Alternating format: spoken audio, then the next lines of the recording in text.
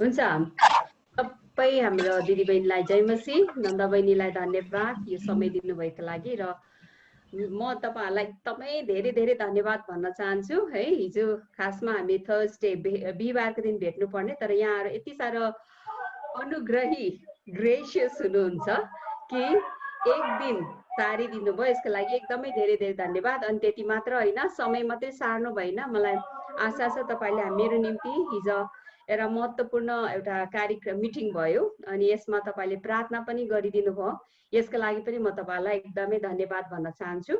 र यो मिटिङ एकदम राम्रो भयो अनि यसको बारेमा केही कुरा म पछिबाट पहिला आज हाम्रो ट्रेनिङ गरिहालौँ अनि त्यसपछि हिजोको कार्यक्रम के भयो, कस्तो भइरहेछ, अनि नेपाली इसाई समुदायको तर्फबाट के कुराहरू प्रस्तुत भए भन्ने कुरा म तपाईलाई पछिबाट भन्नेछु।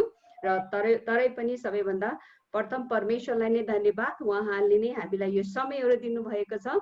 हामी टाढा नजिकबाट यो लकडाउनको समय भए तापनि हेर्दाखेरि हामीले यसलाई एकदमै नकारात्मक दृष्टिकोणले है, धेरैजनाको ज्यान गुम्यो, आर्थिक मन्दी भयो, धेरै कुरा एकदम भद्रगोल भयो, तर यस्तै परिस्थितिमा पनि परमेश्वरले एउटा आशिष दिनुभएको छ। यदि जुम नभएको भए, यदि यो घटना नघटेको भए, लाइक पेन्डेमिक नभएको भए, हामीलाई लाग्थ्यो यो हामी जुम मार्फत यसरी भेटघाट हुने, हामी जहिले पनि फिजिकली शारीरिक रूपमा हामी भेटघाट मात्रै गर्ने सोच्थ्यौँ, तर परमेश्वरले सबै कुराबाट असल कुरा गर्नुहुन्छ। आमेन। र यसका लागि हामी परमेश्वरलाई धन्यवाद दिँदै र यहाँ दिदी बहिनीहरूलाई हङकङ अघि भन्दै हुनुहुन्थ्यो, नन्दा बहिनीले इजरायलबाट पनि जोइन गर्नुभएछ, धन्यवाद। हामी संसारको जुनै कुनामा किन नहौँ, हामी प्रभुको छोरीहरू हौँ, हामी एउटै सन्तानहरू हौँ। आमेन। र धन्यवाद। र आजको यो दोस्रो पाठ जो तपाईहरुसँग म शेयर गर्न गइरहेको छु, अस्तिको पालीको अलिकति रिभ्यू, अलिकति पूर्ण अवलोकन गरौँ न, किनभने बिर्सिन्छ पनि होला है, कोही कोही बेला मजा लाग्छ है, वचन सुन्दा त मजा लाग्छ, तर फेरि एक दुई दिनमा सोधे के सिक्नु भएको थियो भनेर हामी बिर्सिहाल्छौँ। र अस्तिको हप्तामा लास्ट विक हामीले के सिक्यौं होला, कसैलाई याद छ? Identity in Christ. Very good, very good. एकदम हाम्रो आइडेन्टिटी इन क्राइस्ट, ख्रिस्टमा हाम्रो परिचय हैन, ख्रिस्टमा हाम्रो परिचय। धन्यवाद, बहिनीको नाम त्यहाँ लेख्नु भएको छैन, तपाईको मोबाइलको नाम मात्रै देखेँ, रेडमी भनेर, तपाईको नाम के छ? Anyway, thank you so much. हाम्रो परिचय, ख्रिस्टमा हाम्रो परिचय। अनि अहिले खासमा यो तालिम चाहिँ तपाईँ, यो जुन तालिम तपाईले लिइराख्नु भएछ, यो चाहिँ लिडरशिप हो है, एउटा अगुवापनको तालिम हो, तर अगुवापनको निम्ति हामीले जग बसाल्दैछौँ र जग हाम्रो बलियो छ भने हाम्रो घर बलियो हुन्छ, हाम्रो लिडरशिप बलियो हुन्छ। कतिचोटि हामी माथि माथि एकदम ढकमक्कै राख्छौँ, तर भित्र जगमा चाहिँ कमजोर हुँदाखेरि, सानो हावाहुडी आउँदाखेरि, आधी तुफान आउँदा लडिहाल्छ। त्यसले गर्दाखेरि लिडरशिप हुन्छ। र यसै कारण चाहिँ हामीले अस्तिको पाठमा सुरुको हाम्रो चाहिँ आवर आइडेन्टिटी इन क्राइस्ट, ख्रिस्टमा हाम्रो परिचय, म को हुँ भन्ने बारेमा हामीले हेर्यौं। र यो कुरा हामीले निरन्तर सिकिराख्नुपर्छ, पटक पटक सिकिराख्नुपर्छ। हामीलाई समय परिस्थितिले गर्दा कोही कोही बेला हामीलाई यति साह्रो समस्याले हामीलाई हाम्रो समाधान गर्नुको साटो हामीलाई हाम्रो परिस्थितिमा हामी धकाल्दै जान्छौँ। कोही कोही बेला हामी को हो भन्ने कुरा बिर्सेर म को हुँ, एउटा आमा, एउटा छोरी, एउटा बहिनी, एउटा दिदी, एउटा श्रीमती, एउटा चर्चको लिडर, एउटा चर्चको पास्टर, हाम्रो जुन जिम्मेवारी छ त्यो जिम्मेवारीमा मात्रै हामीले हाम्रो परिचय ढाल्छौँ। अनि त्यो परिचय जब हाम्रो जिम्मेवारीमा हाम्रो परिचय ढाल्दाखेरि चाहिँ हामीले परमेश्वरबाट हामीले पाउनु पर्ने म को हुँ भन्ने कुरा बिर्सिन्छौँ र हामीलाई जस्तो परिस्थिति आउँछ भनेछ नि, भजन सङ्ग्रह 1 अध्यायमा लेखेको जस्तै बतासले त्यो हल्का दुष्टहरूलाई के हुन्छ, बतासले जुन ठाउँबाट बतास आउँछ त्यो ठाउँमा नै हामी लान्छ। तर हामी बलियो छौँ, हाम्रो जरा चाहिँ प्रभु यीशु ख्रिस्टमा गाडेको छ भने, म प्रभुको छोरी हुँ भने जस्तै परिस्थिति किन नहुँ, हामी बलियो रहि नै रहन्छ। आमेन। यो चाहिँ हामीले अस्तिको पाठबाट सिकेको थियौँ भने चाहिँ अब हामीले हाम्रो परिचय बलियो भएको छौँ, हामी प्रभुको छोरीहरू हौँ। हामी त्यसपछि सबैभन्दा ठुलो हाम्रो चिनारी चाहिँ, हाम्रो आइडेन्टिटी चाहिँ म को हुँ, म ख्रिस्टको छोरी, I M A daughter of Jesus Christ, प्रभु यीशु ख्रीष्टको छोरी हुँ भन्ने कुरा हामीले थाहा गर्यो भने त्यसपछि आउने जति पनि हाम्रो टाइटलहरू, जति पनि हाम्रो नाम पछाडि, हाम्रो थर पछाडि, हाम्रो जात पछाडि, हाम्रो पोजिसन है, यी सबै कुरा यो पछि आउने, किनभने यो कुरा अदल बदल हुन्छ, चेन्ज हुन्छ। आजको त्यही सिलसिलामा अब हामीले चिनिसकेको छौँ म को हुँ त भनेपछि चाहिँ मेरो उद्देश्य के हो त? आज चाहिँ हामी हेर्नेछौँ हाम्रो पर्पस है, हाम्रो पर्पसलाई हामी हेर्नेछौँ र हेर्नका निम्ति चाहिँ म तपाईहरुलाई एकछिन म स्क्रिनमा ल्याउँदैछु।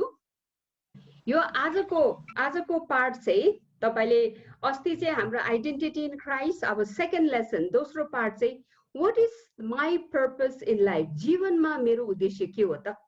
हो, म प्रभुको छोरी हो भनेर हामीले बुझिसक्यौँ। आजको पार्टमा चाहिँ त्यही अब मेरो जीवनमा परमेश्वरले मलाई संसारमा ल्याउनु भयो, म सृष्टि भएको छु, म प्रभु यीशु ख्रीष्टको छोरी हुँ भने थाहा भइसकेपछि अब चाहिँ मेरो उद्देश्य के हो त, म के का लागि संसारमा आएको छु भन्ने यो दोस्रो लेसन है, यो दोस्रो पार्टमा चाहिँ what is my purpose in life, जीवनमा मेरो उद्देश्य के हो त भन्ने यो हामीले आजको पार्ट छ, दोस्रो लेसन चाहिँ।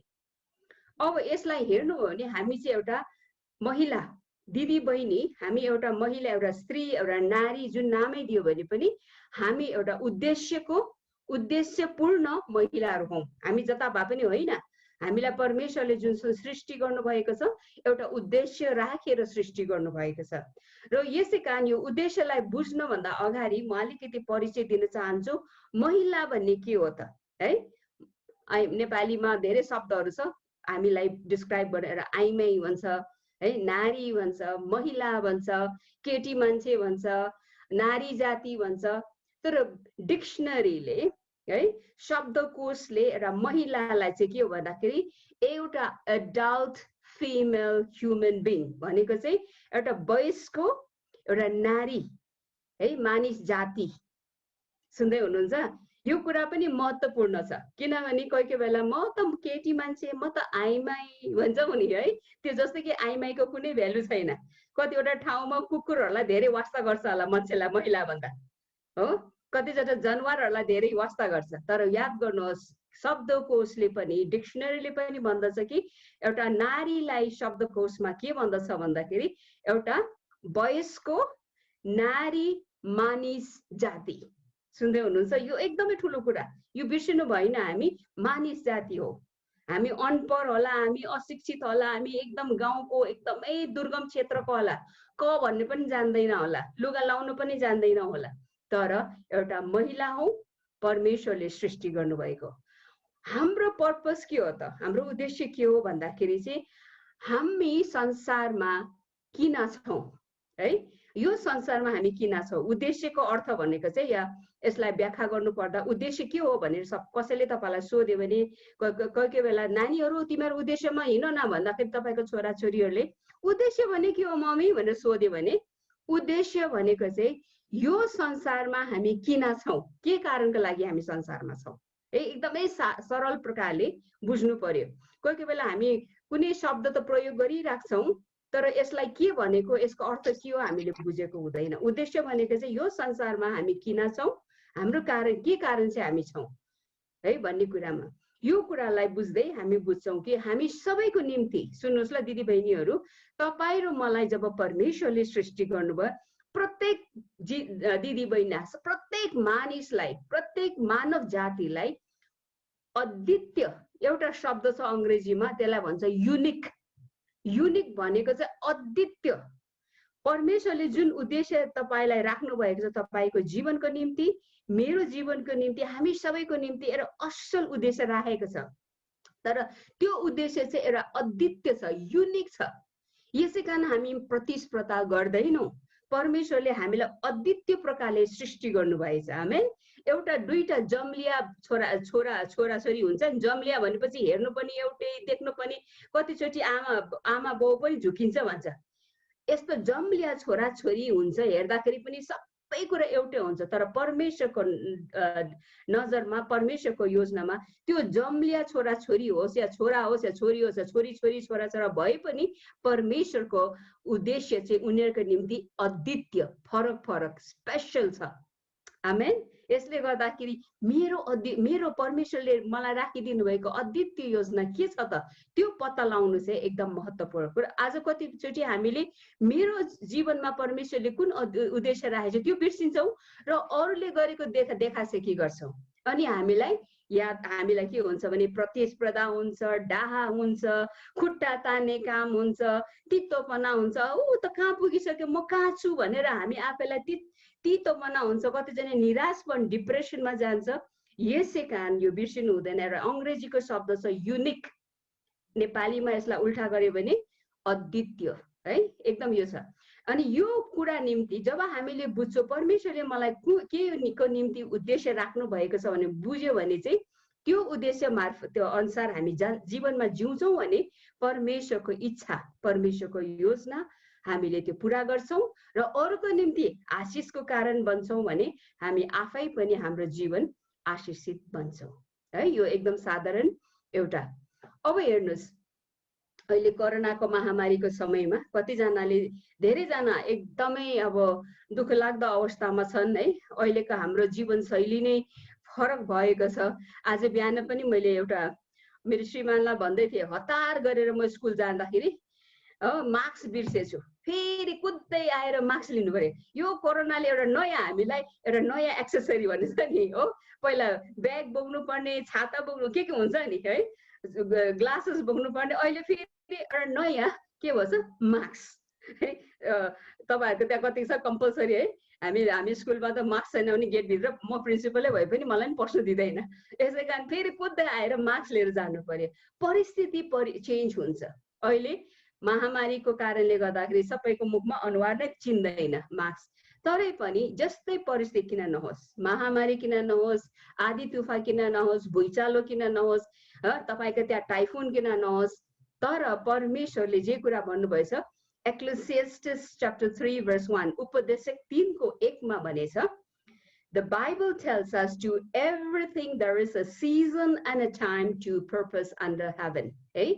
उपदेशक 3 को 1 मा तपाईले हेर्नु भयो भने के पाउनुहुन्छ त्यहाँ। एक्चुअली म कसैले पाउनु भयो भने पढिदिनु सक्नुहुन्छ। उपदेशक 3 को 1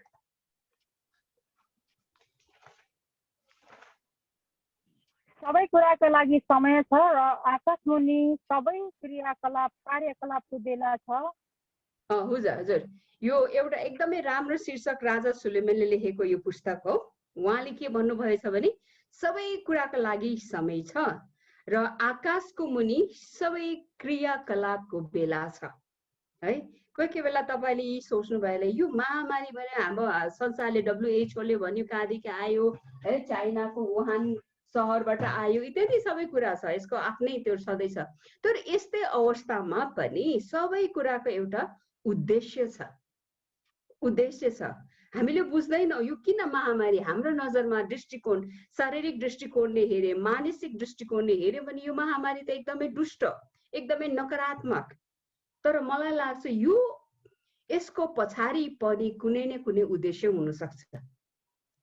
यसको पछाडि केही न केही छ। मलाई लाग्छ यो महामारी, यो लकडाउन इत्यादि सबै भयो है। मान्छेहरूले कतिजना इसाईहरूले यो त एकदम पापको कारण हो। यो एकचोटि पोहोरको सालमा लास्ट इयर यो मार्च महिनामा मार्च 8 तारिक, यहाँहरूलाई पनि थाहा होला, मार्च 8 तारिक त अन्तर्राष्ट्रिय महिला दिवस।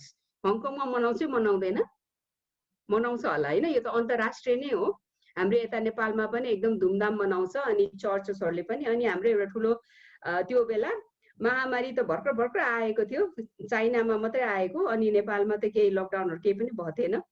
अनि हामी मार्च 8 तारिकमा चाहिँ मलाई दिदी बहिनीको ठुलो समूह थियो अनि त्यहाँ बोल्नुलाई बोलाएको थियो। अनि म बोलिसकेपछि अनि एकजना महिला आइसकेपछि यो कोरोना भाइरस आइरहेको थियो, ऊ उठेर के भन्छ भने यो चाइनाले पाप गरेको थियो, यो चाइनाले गरेको, आज यो परमेश्वरको दण्ड त्यो देशमा आएको छ भनेर एकदम माइकबाट भन्दै थियो। मलाई एक प्रकारको अलिकति अप्ठ्यारो लाग्यो। सुन्नुहोस् ल, मैले त्यहाँ जसले सञ्चालन गर्नुभएको थियो त्यो बहिनीलाई भने यसरी हामीले दोष्याएर यो देशले गरेको, यो व्यक्तिले गरेको भन्नु मिल्दैन। हामीले अलिकति होसियार हुनुपर्छ हामीले बोल्दाखेरि। एउटा योजना छ हो, महामारी कुनै पनि राम्रो होइन। धेरै लाखौं मानिसहरूको ज्यान गुमायो, करोडौंले आफ्नो व्यवसाय गुमायो है। धेरै आर्थिक मन्दी छ। तपाईहरु पनि लकडाउनमै हुनुहुन्छ होला अहिले। आज संसार नै उलटपुलट भएको छ। तर पनि मैले न्याय गर्ने म होइन। हामी यसको पछाडी के छ त? यो यसको पछाडी के छ? एक्लेसियास्टेस उपदेश 3:1 मा भने जस्तै सबै कुरा परमेश्वरले इभन दुष्ट कुरालाई त्यो प्रयोग गरेर उहाँको महिमा लिन सक्नुहुन्छ। आज तपाई र म पनि बुझौँ, यदि यो कोरोना महामारी नभएको भए हामी यसै जुम मार्फत पनि एकअर्कासँग संगति गर्ने, परमेश्वरको वचन, यो महामारीको कारण यसको फाइदाहरू पनि के छ त? यसको उपलब्धिहरू के त? यसको पोजिटिभ साइड, सकारात्मक कुरा के थियो त भन्दाखेरि यो परिस्थितिमा हामीले यो पनि हेर्नुपर्छ हो। यसको नकारात्मक त छँदैछ, यसलाई हामी डिनाइ गर्न सक्दैनौँ। तर पनि परिवारको महत्त्व हो, जीवनको महत्त्व। सबै मान्छे किन लकडाउन भएको? मृत्युको डर। आज किन ठप्प छ त युरोप? आज किन ठप्प छ क्यानाडा, अस्ट्रेलिया, अमेरिका? किन भन्दाखेरि चाहिँ सबैलाई मृत्युको डर छ।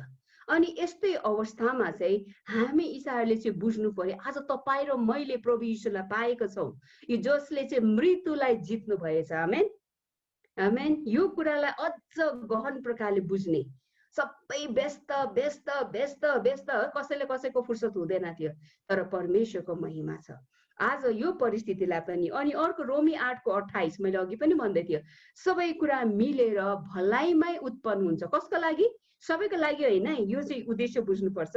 यो चाहिँ जसले परमेश्वरलाई प्रेम गर्छ र उहाँको योजना अनुसार बोलाएको छ।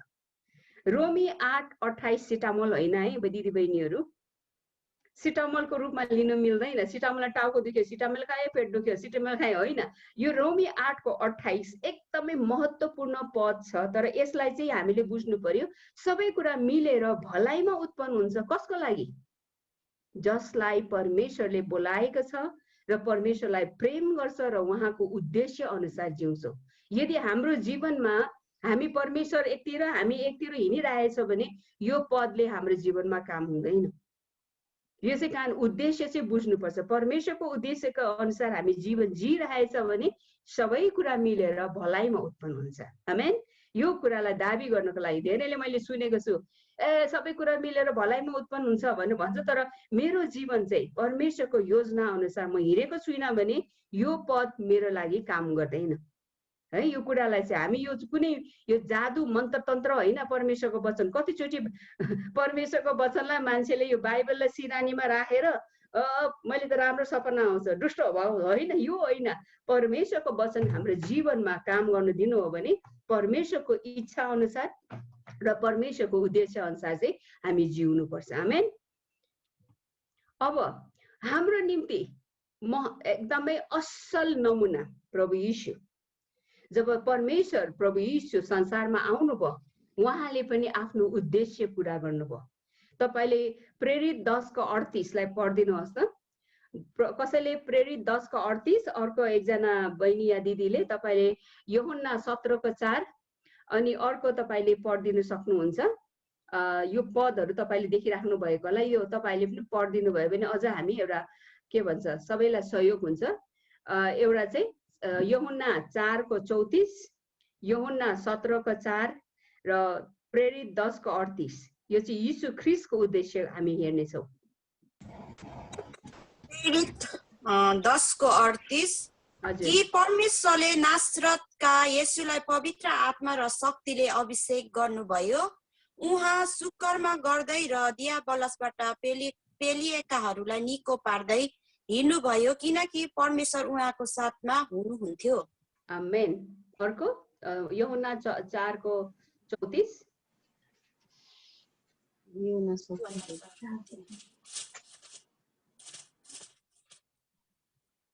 4:34 येशूले तिनीहरूलाई भन्नुभयो, मलाई पठाउने हुनेको इच्छा अनुसार गर्नु र उहाँको काम पूरा गर्नु नै मेरो भोजन हो। आमेन। अर्को कसैले पढिदिनुहुन्छ? यूहन्ना 17:4 जुन काम तपाईले मलाई दिनुभयो त्यो पूरा गरी तपाईलाई पृथ्वीमा मैले महिमित तुल्याएको छु। आमेन। अझै पदहरू पनि छ, तर यो 3टा मुख्य पदहरू मैले छानेको कारण चाहिँ प्रभु येशू संसारमा आउनुभयो। उहाँले उद्देश्य, कसको उद्देश्य? परमेश्वरको उद्देश्य उहाँको निम्ति जे थियो त्यो पुरा गर्नुभयो। जसरी प्रेरित 10:38 मा लेखेको छ, यहाँ लेखेको छ, परमेश्वरले यीशु नासरेतको यीशुलाई पवित्र आत्माले उहाँलाई अभिषेक गर्नुभयो ताकि उहाँले चाहिँ असल काम गर्दै अनि सबै पनि दुष्टहरूबाट मानिसहरूलाई छुटकारा गर्दै हिँड्नुभयो। उहाँको उद्देश्य थियो उहाँले सुसमाचार प्रचार गर्ने, दुष्टहरूबाट मानिसहरूलाई छुटकारा दिने, अनि अन्त उहाँ चाहिँ क्रुसमा बलिदान दिएर हामी मानिस जातिहरूलाई हाम्रो पापहरूबाट उद्धार गर्ने, यो उद्देश्य थियो। अनि यीशुले पनि भन्नुभयो यूहन्ना 4:34 मा कि मेरो आत्मिकी खुराक, स्पिरिचुअल नरिशमेन्ट या मेरो खाना या मेरो आत्मिकी खुराक चाहिँ उहाँले मलाई पठाउनु भएको काम पुरा गर्नु हो। सुन्दै हुनुहुन्छ? आज तपाईँ र मलाई संसारमा हामी छौँ, परमेश्वरको एउटा महान योजना छ, महान उद्देश्य छ, त्यो पुरा गर्नु पर्यो। अनि यहाँ यूहन्ना 17:4 मा यीशुले भन्नुभयो, उहाँ जब अब उहाँ जाने बेलामा उहाँको अब विदाईको संसारमा उहाँको सेवकाई 3.5 वर्षको सेवकाई सक्ने बेलामा क्रुसमा चढ्ने भन्दा अघि उहाँले आफ्नो चेलाहरूलाई भेला गरेर अनि लास्टमा उहाँले प्रार्थना गर्नुभयो पितासँग, मैले तपाईले दिनुभएको काम यो संसारमा मैले पुरा गरेर तपाईँ परमेश्वरलाई महिमा दिँदैछु। सुन्नुहोस् ल, यसै कारण तपाईँ र मेरो जीवनको उद्देश्य चाहिँ एउटा हो। यी सबै पदबाट हामी के पाउँछौँ भने तपाईँ र मेरो जीवनको उद्देश्य चाहिँ के हो भनेर कसैले सोध्यो भने तपाईँ र मेरो जीवनको उद्देश्य चाहिँ परमेश्वरलाई महिमा दिनु हो। आमेन। परमेश्वरलाई महिमा दिनु। एकअर्काको, मैले अघि नै भने सुरुमा परमेश्वरले तपाईँ र मलाई विभिन्न एउटा अद्वितीय युनिक काम दिनुभएछ, उद्देश्य राख्नु भएको छ। तर सबैको उद्देश्यबाट, सबैको जीवनको उद्देश्यबाट चाहिँ के परमेश्वर चाहनुहुन्छ? उद्देश्य चाहिँ हाम्रो पिता परमेश्वरलाई चाहिँ महिमा दिनु हो। जसरी प्रभु यीशु ख्रीष्ट स्वयंले भन्नुभयो, तपाईले दिनुभएको कामलाई मैले पुरा गरेर मैले तपाईलाई महिमा तुल्याएको छु पिता भनेर उहाँले प्रार्थना गर्नुभयो। तपाईँ र मेरो जीवनको उद्देश्य पनि पिता परमेश्वरलाई चाहिँ महिमा दिनु हो। आज तपाईँ र मेरो जीवनमा विभिन्न परमेश्वरले हामीलाई विभिन्न क्षेत्रमा विभिन्न जिम्मेवारी दिएर राख्नु भएको छ। म जहाँ छु त्यही नै म ढकमक्क फुल्छु भनेको चाहिँ परमेश्वरले मलाई जहाँ राख्नु भएको छ म त्यही काम गरेर परमेश्वरलाई महिमा दिन्छु। आमेन। अब यसै कारण यीशु ख्रीष्टले त आफ्नो महिमा, आफ्नो उद्देश्य पुरा गरेर पितालाई महिमा दिनुभयो भने तपाईको उद्देश्य के हो त जीवनमा? दिदीबहिनीहरू, एउटा ऐसा महिला भएको नाताले तपाईले यो केही प्रश्नहरू त्यो लेख्नु भयो भने अझ राम्रो हुन्छ। म यसलाई उल्टा गरिदिन्छु नेपालीमा।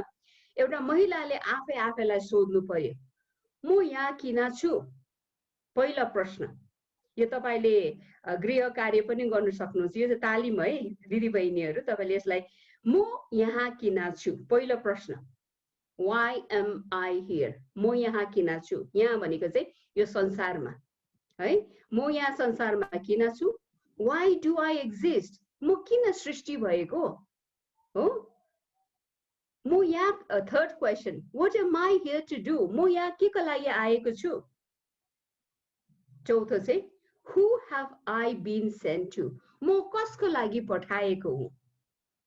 म कसको लागि पठाएको हुँ? कोही कोही बेला हाम्रो जीवनको उद्देश्य उठ्यो, बिहान खाना पकायो, खायो है, टिभी हेऱ्यो, कोही बेला सपिङ गर्यो, फेरि आयो, फेरि भोलि बिहान आउँछ, फेरि त्यही मात्र हो हाम्रो जीवनको उद्देश्य कि त्योभन्दा अझै धेरै छ? यो चारवटा प्रश्न यदि तपाईले लेखेर तपाईले यसलाई मनन गर्नुहोस्, प्रार्थना गर्नुहोस्, पवित्र आत्मासँग तपाईले भन्नुहोस्। जसरी अघि हामीले प्रेरित 10:38 मा के पायौं? परमेश्वरले नाजरेतको यीशुलाई पवित्र आत्माको अभिषेक गर्नुभयो अनि उहाँले चाहिँ असल काम गर्दै अनि दुष्टहरूबाट लागेकोहरूबाट छुटकारा गर्दै उद्धारको काम गर्नुभयो। आज तपाईँ र मेरो जीवनबाट पनि परमेश्वरले काम चाहनुहुन्छ अनि एउटा उद्देश्य राख्नु भएछ। यसै कारण तपाईको जीवनको उद्देश्य के हो त्यो पत्ता लगाउनलाई चाहिँ एकदमै महत्त्वपूर्ण छ। दुःख लाग्दो कुरा, कति मानिसहरू धेरै उमेर गइसकेको हुन्छ, धेरै वर्षसम्म क्रिस्चियन हो, तर पनि उसले बुझेको हुँदैन म संसारमा किन छु है। उसको आफ्नै विचारमा, आफ्नै संसारमा रमलिएको हुन्छ। तर परमेश्वरले तपाईँ र मलाई एउटा उद्देश्य राख्नु भएको छ। त्यो उद्देश्यलाई पत्ता लगाउनु चाहिँ एकदमै महत्त्वपूर्ण कुरा छ। आज तपाईहरुको माझमा म दुईटा बाइबलको दुईटा नारीहरूलाई आज उहाँहरूको बारेमा हामी अलिकति हेर्नेछौँ। उद्देश्यपूर्ण भएको नारीहरूको बारेमा हामी हेर्नेछौँ। उहाँहरू एउटा एकदम ठुलो लिडरशिपमा भएको महिलाहरू हुन्।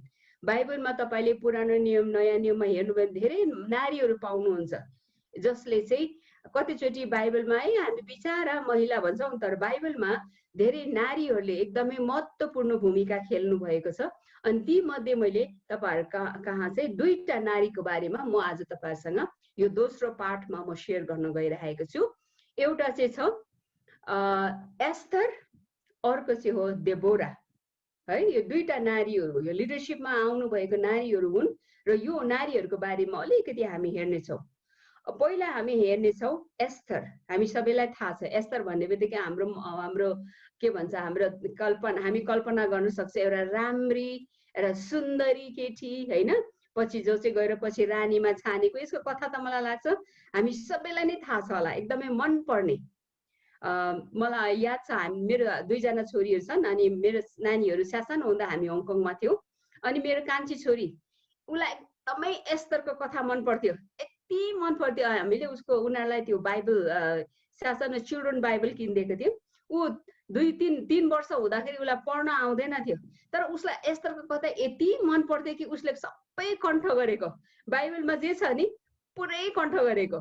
अनि जहिले पनि फर्रै उसले भन्थ्यो, जस्तै कि बाइबल त खासमा चाहिँ उसलाई त्यो 3 वर्षको 4 वर्षको नानी 3 वर्ष थियो होला, त्यति बेला कसैले लेख्न त पढ्न त आउँदैन नि बाइबलको, तर पनि उसले यति मन पराउँथ्यो अनि फर्रै सुरुदेखि अन्तसम्म उसले एस्तरको कथा भन्थ्यो।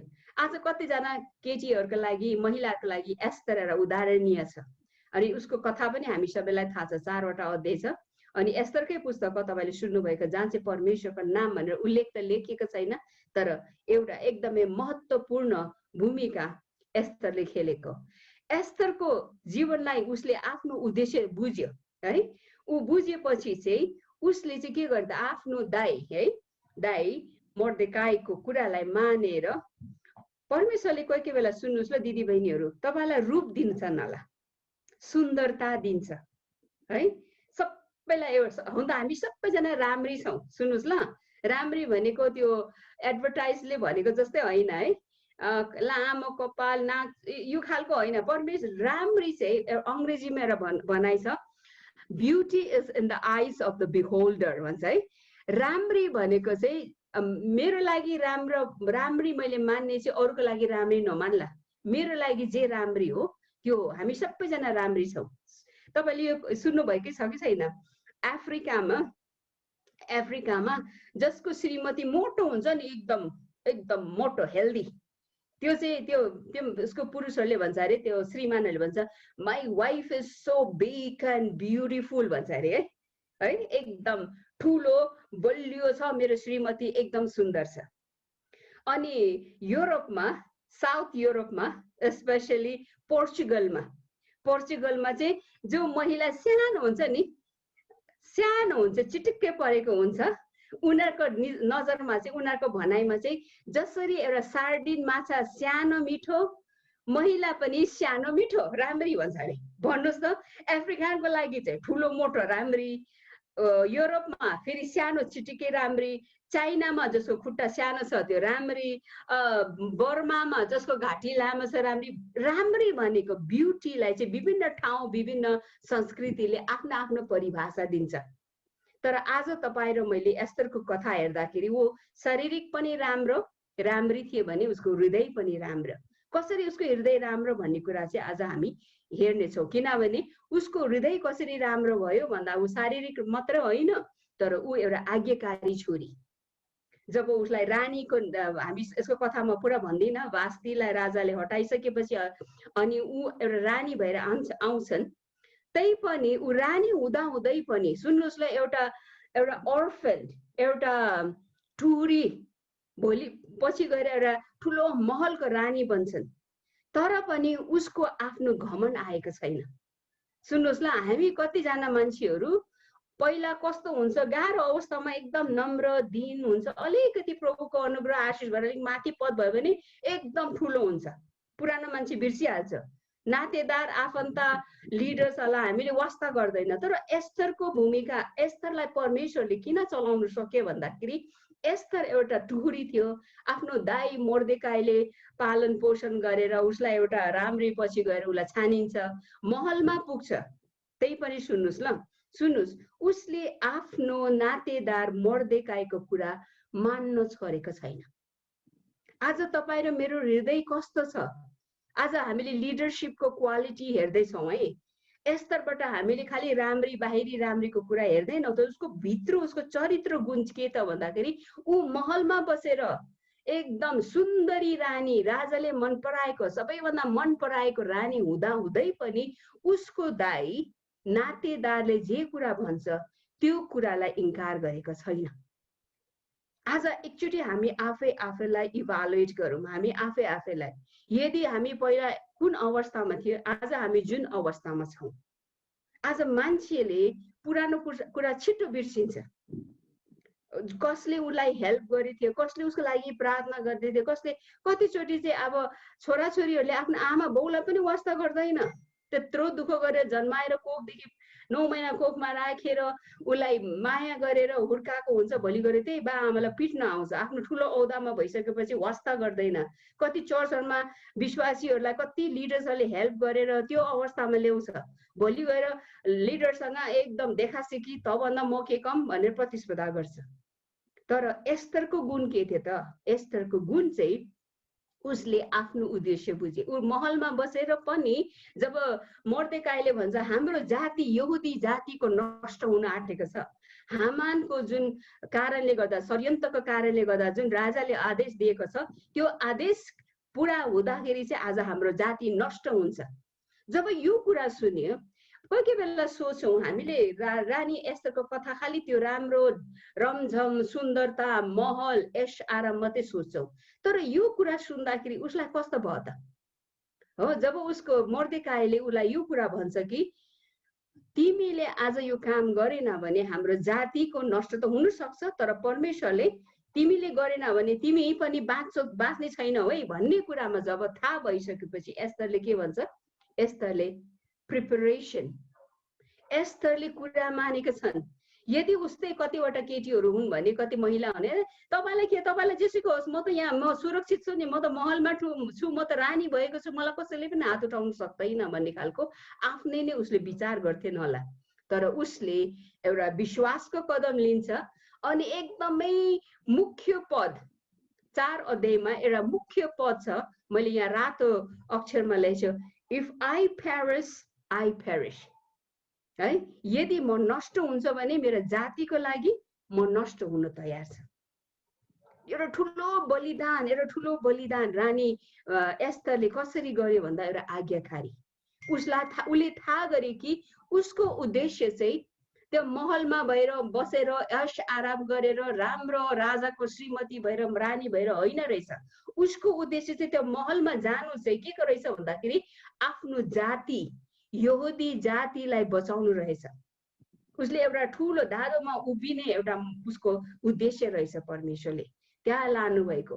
यसै कारण जब उसले आफ्नो उद्देश्यलाई बुझे त्यसपछि रानी एस्थरले एउटा ठुलो कदम चालिन् अनि उसले आफ्नो जाति, आजसम्म पनि इजरायलमा भएको बहिनी भन्दै हुनुहुन्थ्यो, मैले सुन्दै थिएँ अब पुरिम पर्व नजिकै छ अरे। पुरिम पर्व जो एस्तर रानीको बेलामा भएको आजको दिनसम्म पनि 21औं शताब्दीमा पनि आज यो यहुदी जातिले पुरिम पर्व बनाइरहेको छ। हो, आज एउटा महिलाले आफ्नो उद्देश्य बुझे, उसले आफ्नो ऐश आराम आफ्नो ज्यानलाई जोखिममा राखेर एउटा परमेश्वरको योजनालाई बुझेपछि आफ्नो जातिलाई बचाउन सक्यो अनि जसको कारण आजसम्म यहुदी जाति रहिरहेको छ। यसै कारण यो तपाईले हेर्नुहोस्, तर ऊ जानुभन्दा अघि उसले के भने त आफ्नो मोर्देकाई आफ्नो अङ्कल या आफ्नो दाइलाई के भन्यो भने म जाँदैछु, म 3 दिनसम्म उपवास बस्नेछु, म र मेरो के भन्छ अब सहेलीहरू मसँग रहेने केटीहरूसँग म सबै उपवास बस्नेछु, तपाईले पनि सबै यहुदी जातिहरूलाई भेला गर्नुहोस्, मेरो निम्ति उपवास बस्नुहोस्, सबैजना प्रार्थना गर्नुहोस्। एउटा लिडरशिपमा आउनका लागि चाहिँ आफ्नो बल बुद्धि हाम्रो ब्युटी है, हाम्रो रूप, हाम्रो रङ, हाम्रो भनौँ न हामीले जानेको सिप, हाम्रो कला, हाम्रो शिक्षाले मात्र होइन, तर हामी कहाँ जानुपर्छ? हाम्रो लिडरसिप, हाम्रो उद्देश्यलाई पुरा गर्नका निम्ति प्रार्थना र प्रिपरेसन। जब हामी परमेश्वरसँग जान्छौँ त्यसपछि हामी राजालाई फेस गर्न सक्छौँ। आमेन। कतिचोटि हामी त ठुलो पदमा हुन्छौँ, यति व्यस्त हुन्छौँ, यहाँ जाऊ, यहाँ आउँछ, यहाँ जान्छ, कोही बेला प्रिपरेसन गर्ने टाइम पनि हुँदैन। तर याद गर्नुहोस्, हरेक कुरा गर्नका लागि परमेश्वर कहाँ जाने। जसरी एस्तर रानीले 3 दिनसम्म उसले के भन्थे, म जान्छु नि, म गइहाल्छु। ऊ तुरुन्तै पनि जानु सक्थे। राजाले त मलाई मन पराउँछ हो। राजाले एउटा आदेश दिनुभएको छ कि जब उहाँको त्यो भित्र कोठामा हुन्छ, दरबारमा हुन्छ, त्यहाँ कसैलाई पनि त्यहाँ यदि उहाँले चाहेन भने उहाँ त्यो व्यक्तिलाई चाहिँ तुरुन्तै उसको मृत्यु हुन सक्छ। तरै पनि उसले के गरे त, राजालाई भेट्न जानुभन्दा, आफ्नो श्रीमानलाई भेट्न जानुभन्दा अघि सबैभन्दा ठुलो राजाको राजा, प्रभुहरूको प्रभुलाई भेट्नु भयो। आज तपाईँ र मेरो जीवनमा पनि बहिनी हो, दिदी हो, सबै महिलाहरू, आज तपाईँ र मेरो जीवनमा प्रार्थनाको महत्त्वपूर्ण कुरा छ। लिडरसिपमा आउनका लागि, कुनै पनि उद्देश्य पुरा गर्नका निम्ति प्रार्थना र प्रिपरेसन, PNP भन्छौँ, प्रिपरेसन, प्रार्थना अनि प्रिपरेसन। कुनै पनि काम गर्नका लागि आज कतिचोटि देख्दै हुनुहुन्छ दिदी बहिनीहरू, देख्नुहुन्छ होइन? अब है त्यसपछि उहाँ प्रिपरेसन गरिसकेपछि, प्रार्थना उपवास बसिसकेपछि मात्र राजालाई भेट्न जान्छ। अनि यो उसको योजना पनि हेर्नुहोस् ल, उहाँले ठुलो एउटा जोखिमको जोखिम, आफ्नो ज्यानलाई जोखिम राखेर उसले जब आफ्नो उद्देश्य बुझे अनुसार गए, उसको जुन योजना, कार्यकुशलता, स्ट्राटेजी कसरी उसले गरेको थियो, एक तालमा गएर सबै कुरा बताइदिएन। पहिला निम्तो गर्यो, खानामा बोलायो, फेरि पनि दोस्रो पल्ट। कतिचोटि हामीले यहाँबाट के पाउँछ भने रानी एस्तरको कार्यकुशलता या स्ट्राटेजीबाट हामी के बुझ्छौँ भने लिडरसिपमा झट्टै निर्णय गर्नु हुँदैन। मलाई सबै थाहा छ, मैले त यस्तो गरिआएको नि, त 32 वर्ष भन्यो भने हामीले कतिचोटि हाम्रो विगतको कुरालाई हामी त्यो लिएर चाहिँ गर्छौँ। तर यहाँबाट हामीले सिक्ने कुरा रानी एस्तरको कार्यकुशलताबाट, उसको प्लानिङबाट हामी के बुझ्छौँ भने परमेश्वरलाई उसलाई त्यो बुद्धि दिनुभयो। जब ऊ उपवास बसेर प्रार्थना गरे, परमेश्वरले बुद्धि दिनुभयो। त्यो बुद्धि अनुसार चाहिँ राजालाई पहिलो गएर के गर्छ त, उहाँले एउटा निम्तो दिनु गयो। एकैचोटि राजाको पाउमा झरेर यो हामानले यसो गर्यो, हामानले उसो गर्यो भनेन नि। यदि त्यस्तो गरेको भए के हुन्थ्यो, त्यो योजना पुरा हुने थिएन। आज यहाँबाट हामी दिदीबहिनीले सिक्ने कुरा के छ भने, दोस्रो कुरा चाहिँ पहिला चाहिँ हामीलाई परमेश्वरले कुन उद्देश्य राखेको छ। हामी जुन ठाउँमा, कोही बेला हामी महलमा हुन्छौँ, हामीलाई परमेश्वरले महलमा राख्नु भएको छ भने पनि महलमा परमेश्वरले योजनाको लागि राख्नु भएछ। हामी झुपडीमा छौँ भने झुपडीमा पनि परमेश्वरको योजना छ। हामीलाई आज हङकङमा छ भने हङकङमा पनि परमेश्वरको योजना होला। हामी नेपालमा छौँ, परमेश्वरले हामीलाई जहाँ राख्नु भएको छ परमेश्वरको योजना पुरा गर्नु छ। आमेन। अर्को कुरा चाहिँ यो रानी एस्तरले गरेको, उहाँले गर्नुभएको यो कार्यकुशलता, स्ट्राटेजीलाई पनि अलिकति फलो गर्नुहोस्, किनभने यो लिडरसिप ट्रेनिङ हो। तपाईँको कहिले बेला ट्रेनिङको प्लानिङहरू गर्दाखेरि झट्टै एकैचोटि नगर्ने, स्टेप बाई स्टेप, एक पाइला पछि अर्को पाइला। कोही बेला हामी हतारिन्छौँ। दिदी बहिनीहरू भनाइ छ नि, धेरै छिटो बोल्छ अरे, मलाई त मनमा आयो, म त राख्दिनँ, मेरो मन सफा छ, बोल्दै। सुन्नुहोस् ल, हेलो दिदी बहिनीहरू, बुझौँ, मन सफा हुनुपर्छ, तर के कुरा, कहिले बोल्नुपर्ने, कसरी बोल्नुपर्ने, कहाँ बोल्नुपर्ने, कहिले, कसरी, कहाँ, त्यो कुरा चाहिँ एकदम महत्त्वपूर्ण। हामीले भन्छ अरे मेरो मनमा त पाप छैन, मलाई त मन रिस उठ्यो भनिदिइहाल्यो, कुरा क्लियर होइन। यस्तो रानीले पनि गएर राजाको त्यहाँ गएर, राजाले हामानले यस्तो गरेर भनेन नि, एउटा बुद्धिपूर्वक यहाँलाई निम्ताएको, यहाँ आउनुहोस्, हामानलाई पनि लिएर आउनुहोस् है, एउटा निम्त।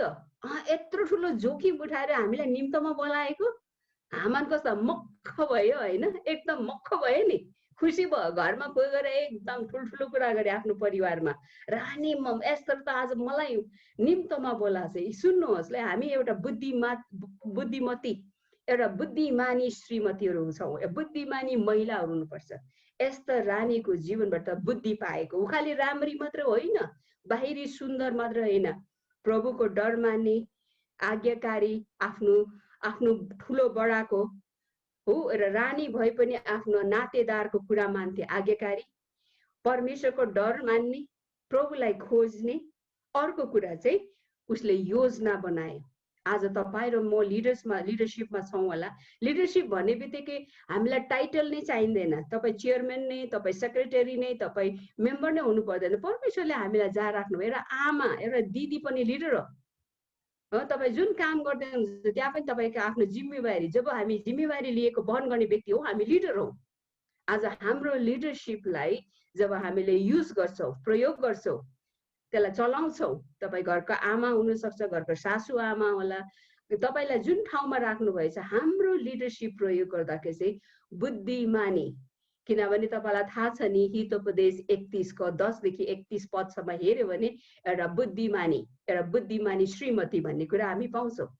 अनि एस्तरको जीवनबाट पनि हामीले पायौँ कि जे पनि गर्छौँ हतारमा होइन, पहिला परमेश्वरलाई खोजौँ, पहिला परमेश्वरको पर्ख्यौँ। 3 दिन भनेको ठुलो कुरा छ। 3 दिन भने म न खान्छौँ न पिउँछौँ। स्ट्रिक्ट फास्टिङ भनेको चाहिँ के हो त? परमेश्वरमा भर पर्ने। सुन्नुहोस् ल, आफ्नो ब्युटीमा, आफ्नो पदमा, आफ्नो औकातमा होइन, तर परमेश्वरमा भर पर्ने लिडर्सहरू आज मण्डलीमा चाहिएको छ। आज परमेश्वरमा भर पर्ने आमा दिदी बहिनीहरू घरमा चाहिएको छ, परिवारमा। झट्टै रिसाउने, झट्टै निर्णय गर्ने धेरै दिदीबहिनीहरूले आज कतिवटा वैवाहिक जीवनमा है श्रीमान श्रीमती अलिक ठटाकठुटुक हुन्छ, त्यही भएर बस्दिन भने झोला प्याक गरेर निस्किन्छ। होइन, हेर्नुहोस्, हतारमा गरेर, अङ्ग्रेजीमा भनाइ छ हेस्ट मेक्स वेस्ट। हतारमा गरेको काम पछि गएर पस्ताउनु पर्छ। त्यसै कारण होसियारसँग परमेश्वरको इच्छालाई खोज्दै हामी जान्छौँ। यो चाहिँ भयो हामीलाई एस्तरबाट केही एउटा उसको लिडरसिप। एस्तर वाज ब्युटिफुल, उहाँ सुन्दरी थियो, तर बाहिर मात्र होइन, भित्र पनि सुन्दरी। अनि उसको सुन्दरता चाहिँ कसरी हामीले थाहा गर्छौँ भन्दाखेरि ऊ एउटा आज्ञाकारी। महलमा जाँदा पनि आफ्नो दाइले भनेको कुरा कहिले पनि त्यो आज्ञा उल्लङ्घन गरिन, घमण्डले फुलेनन्, आफ्नो ज्यान जोखिममा राखिन्, आफ्नो जातिलाई बचाउनको निम्ति उसले थाहा गर्यो महलमा पठाएको, महलमा एउटा रानी भएर चुनिएको चाहिँ परमेश्वरको उद्देश्य थियो। त्यो उद्देश्य पुरा गर्नको निम्ति प्रार्थना गरिन्। प्रार्थना मात्र होइन, प्रार्थना र प्रिपरेसन, तयारी पनि गरिन्। अनि जब राजाको अगाडि गइन्, बुद्धिमानी प्रकारले त्यो योजनालाई, त्यो कार्यकुशलता, स्ट्राटेजीलाई पुरा गरिन्। यसै कारण यहुदी जातिलाई बचाइन्।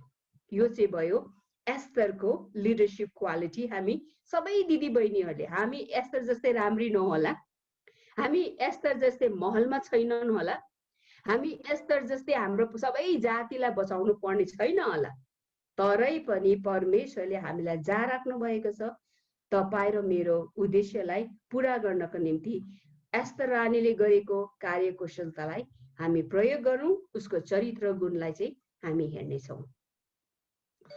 अब हामी अर्को हेर्नेछौँ, त्यो चाहिँ हो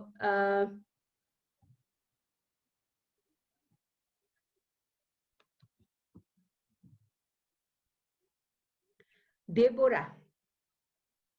अघि हामीले एस्तरको बारे हेर्यौँ भने अहिले हामी देबोराको बारे हेर्नेछौँ। यो तपाईँले न्यायकर्ताको पुस्तक 4 अध्यायको 4देखि 10सम्म हेर्नुभयो भने यो देबोराको बारेमा तपाईँले पाउन सक्नुहुन्छ। यसको देबोराको पृष्ठभूमि चाहिँ तपाईँले यो पछि पढ्नुहोस्, हामी यसलाई देबोराको बारेमा म तपाईँलाई सेयर गर्नेछु। देबोरा एउटा श्रीमती, लापिदोतको श्रीमती, एक अगमवादिनी र एउटा इजरायलको न्यायकर्ता थिइन्। अनि उहाँले चाहिँ इजरायली, जब तपाईँले यो न्यायकर्ताको पुस्तकमा हेर्नुभयो भने त्यो समयमा है धेरै समय, त्यो धेरै उनीहरूले इजरायलले दुःख पाएको समयहरू थिए। 200 वर्ष उनीहरूले खुसी भयो भने 400 वर्ष फेरि पनि अशान्तिमा थियो। दुष्टहरूको शत्रुहरूको आक्रमणमा थियो। अनि इजरायल जब तपाईले इजरायलीहरूको जीवनमा जब देबोरा आइन् त्यसपछि उनीहरूले एउटा एकदम शान्तिको महसुस गरे। यो कुरा कसरी पाउँछ भन्दाखेरि चाहिँ ऊ एउटा श्रीमती, सुन्नुस् ल, र श्रीमती थियो लापिदोतको श्रीमती, एउटा अगमबादिनी थिइन् भने। अनि अर्को चाहिँ यसै कारण पुरानो नियममा कोही बेला दिदी बहिनीको केही पनि छैन, बाइबलमा त दिदी बहिनीलाई चाहिँ तल्लो दर्जामा राख्छ भनेर कतिजना पास्टरहरूले या लिडरहरूले भन्छन् भने पुरानै नियममा खालि यीशु ख्रीष्ट आएर मात्र होइन, पुरानो नियममा पनि महिलाहरूले धेरै महत्त्वपूर्ण भूमिकाहरू निभाएको हामी पाउँछौँ। अनि उहाँले चाहिँ उहाँ इजरायलको एउटा अगमबानी के भन्छ अगमबादिनी मात्र होइन, अन्य भाषा के भन्छ अगमबानी मात्रै प्रोफेसी मात्रै गर्ने होइन, तर उहाँले चाहिँ इजरायलको न्यायकर्ता। मलाई चाहिँ एकदमै मेरो लागि एउटा ठुलो एउटा के भन्छ रोल मोडल एकदमै मेरो लागि चाहिँ उहाँ देबोराको जीवन हेर्दाखेरि चाहिँ एकदमै रोल मोडल भन्छ नि, एउटा उदाहरणीय लाग्छ। अनि उहाँ चाहिँ कस्तो थियो भन्दाखेरि जब इजरायल चाहिँ अब परमेश्वरले देबोरालाई भने कि बारकको थियो त, बारकलाई चाहिँ अब युद्ध गर्नको निम्ति पठाउनु पर्छ भन्दाखेरि बारक डराए। सुन्नुहोस् ल, आज कति पुरुषहरू आक्रमण गर्न डराउँछ, पद त लिएर बस्छ, म यो टाइटल गर्छु। तपाईँले याद छ कि छैन कतिवटा मण्डलीमा त्यो पछाडि है आत्मिक युद्ध लड्नेहरू दिदीबहिनी छन्। आमेन हो लिडरसिपमा बाहिर पुलपिटमा त दाजुभाइहरू हुन्, हामीले उहाँलाई आदर गर्नुपर्छ, रेस्पेक्ट गर्नुपर्छ, हाम्रो लिडरसिपलाई आदर दिनुपर्छ। तर त्यसको पछाडि त्यो मण्डलीको ठुलो मण्डली जागृतिमा जानको निम्ति, त्यो मण्डलीको एकदम प्रभावकारी हुनको निम्ति दिदी बहिनीको ठुलो ठुलो भूमिका छ। आज यो इजरायलमा युद्ध गर्नलाई बारकलाई भन् है, बारकलाई लिएर त्यो आफ्नो सेनाहरू लगेर त्यो लडाइँमा, तर बारकले के भन्छ, हजुर तपाईँ जानु भएन म जाँदिनँ। आज धेरै लिडर्सहरूले पनि दिदी बहिनीको प्रार्थना पर्खिरहेछ, देबोरा जस्तै हुनुपर्ने छ। तपाईँलाई थाहा छ कि छैन, हामीलाई सबैलाई थाहा भएको होला, तपाईँलाई पनि थाहा हुनुपर्ने, दक्षिण कोरिया साउथ कोरिया सबैभन्दा ठुलो चर्च वर्ल्डको हामीलाई थाहा छ नि, पल यङ्गी छौ, पछि उसको छोरा डेभिड यङ्ग, संसारको सबैभन्दा ठुलो चर्च अमेरिका र युरोपमा होइन तर हाम्रो एसियामा साउथ कोरियामा। जब पल याङ्गिचोको तपाईँले किताबहरू पढ्नु भएको छ कि छैन, उहाँले के भन्नुभयो, उहाँको मण्डलीको वृद्धिको पछाडि के थियो त, उहाँलाई धेरै पछि उहाँको मण्डली एकदम ठुलो हुँदाखेरि अनि उहाँको त्यो किताबलाई पढ्नुभयो भने उहाँको मण्डलीको वृद्धिको पछाडि चाहिँ उनको श्रीमतीको हात, उसको सासू आमाको हात छ भन्छ। दिदी बहिनीहरूले जब त्यति बेला उहाँको एकदमै तपाईँले पढ्नुहोस् पायो भने, नेपालीमा ट्रान्सलेट भएको पनि हुनसक्छ, त्यो इङ्ग्लिसमा पनि छन्, त्यो किताबहरू पढ्नुभयो भने यति तपाईँलाई इन्करेज हुन्छ, यति तपाईँलाई उत्साहित हुन्छ।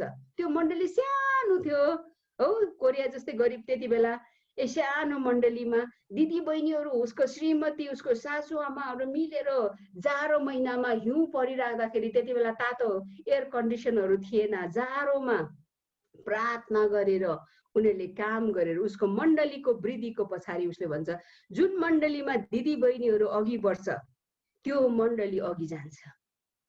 आमेन। दिदी बहिनीहरूको ठुलो ठुलो भूमिका छ। आज धेरै देबोराहरू तपाईहरू हुनुहुन्छ, तपाईको मण्डलीहरूलाई वृद्धि गर्नु छ, मण्डलीलाई चाहिँ बलियो बनाउनु छ भने दिदी बहिनीहरू देबोरा जस्तै हुन् है। तपाईहरू याद गर्नुहोस्, तपाईको ठुलो भूमिका छ। अनि जब बारकले के भन्यो, देबोरालाई भने तपाईँ जानु भएन भने म जाँदिनँ। सुन्नुहोस् त, एउटा महिलालाई युद्धमा जा भन्दैछ, त्यो पनि त्यो समयमा, अहिलेको जस्तै आधुनिक समय होइन, गाडी ट्याङ्क इत्यादि होइन, खुट्टामा चढेर घोडामा पनि थिएन होला देबोराको समयमा। चढेको बेलामा ऊ गए, देबोराले के भन्छ, जान्छु म, तर याद गर्नु है, त्यो जुन परमेश्वरले दिने तिमीलाई अनर छ त्यो तिमीले पाउने छैन, एउटा महिलाले पाउँछ। आज हामी नामको लागि जाँदैनौँ, आदरको लागि जाँदैनौँ, तर परमेश्वरमा जब हामीलाई खटाइन्छ हामी जानु। देबोरा गइन्, बारकसँग गए र लडाई इजरायलको निम्ति युद्ध गर्नु गए। आज तपाईँ र म पनि युद्ध गर्नु परेछ आफ्नो मण्डलीका लागि। तपाईँ र म पनि आफ्नो परिवारको निम्ति देबोरा बन्नु परेको छ। आज तपाईँको छोराछोरीहरू कहाँ तितर बितर भएको छ होला, दुष्टले आक्रमण गरिरहेको छ होला, तपाईको घरहरुको पर्खाल भत्काइरहेको छ होला, तपाईको श्रीमानको लागि, तपाईको परिवारको लागि, तपाई मण्डलीको लागि देवरा बन्नु परेको छ। सुन्नुस् ल, यो न्यायकर्ता 4 अध्यायको 17 देखि 21 सम्म त्यो पनि तपाईले पोइन्ट नोट गरिराख्नुहोस्, पछि गएर पढ्नु पर्छ। यो तपाईहरु देवरा बन्नु पर्छ। आज घरमा दुष्ट, मैले अस्ति पनि अलिकति छुए, यो पटक पटक भन्नु पर्छ। आज हाम्रा दुष्टहरु बाहिरबाट तरवाल लिएर भाला लिएर आउँदैन। आज दुष्टहरु हाम्रो नानी बाबुको जीवनमा यति आएको छ, हाम्रो घर परिवारलाई भत्काउने कुराहरु घरैभित्र आएको छ। इन्टरनेट होस् कि मोबाइल होस् कि साथी संगी होस् कि टिभी होस् कि संसारको वातावरणले चाहिँ हाम्रो घर परिवारलाई, हाम्रो मण्डलीलाई भत्काइराख्नु खोजिन्छ।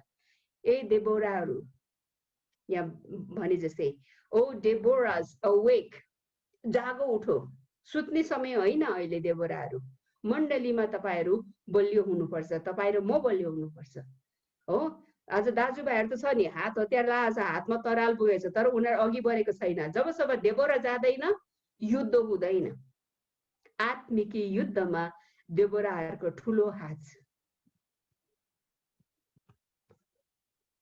तपाईले हेर्नुहोस्, त्यहाँ देबोरा, यो नक्सामा हेर्नुहोस् है, देबोराले के भन्छ भने, जान्छु, ऊ गइन्, उसको उपस्थिति, उसको आँट, उसको साहसलाई हेर्नुहोस्, उसको आँट र साहस। तपाईले यो नक्सामा पनि मैले तपाईलाई के देखाउँदैछु भने चाहिँ, जस नक्सा मैले किन राखेको, खाली राम्रोको लागि, उसको लुगाहरु हेर्नु त, ऊ एउटा महिलाको लुगा लाएछ, वरिपरि एकदम बलियो बलियो साहसी तरवाल बोकेको युद्धहरु छ, वारियर्सहरु छन्, तर उनीहरु जानु डराइरहेको छ।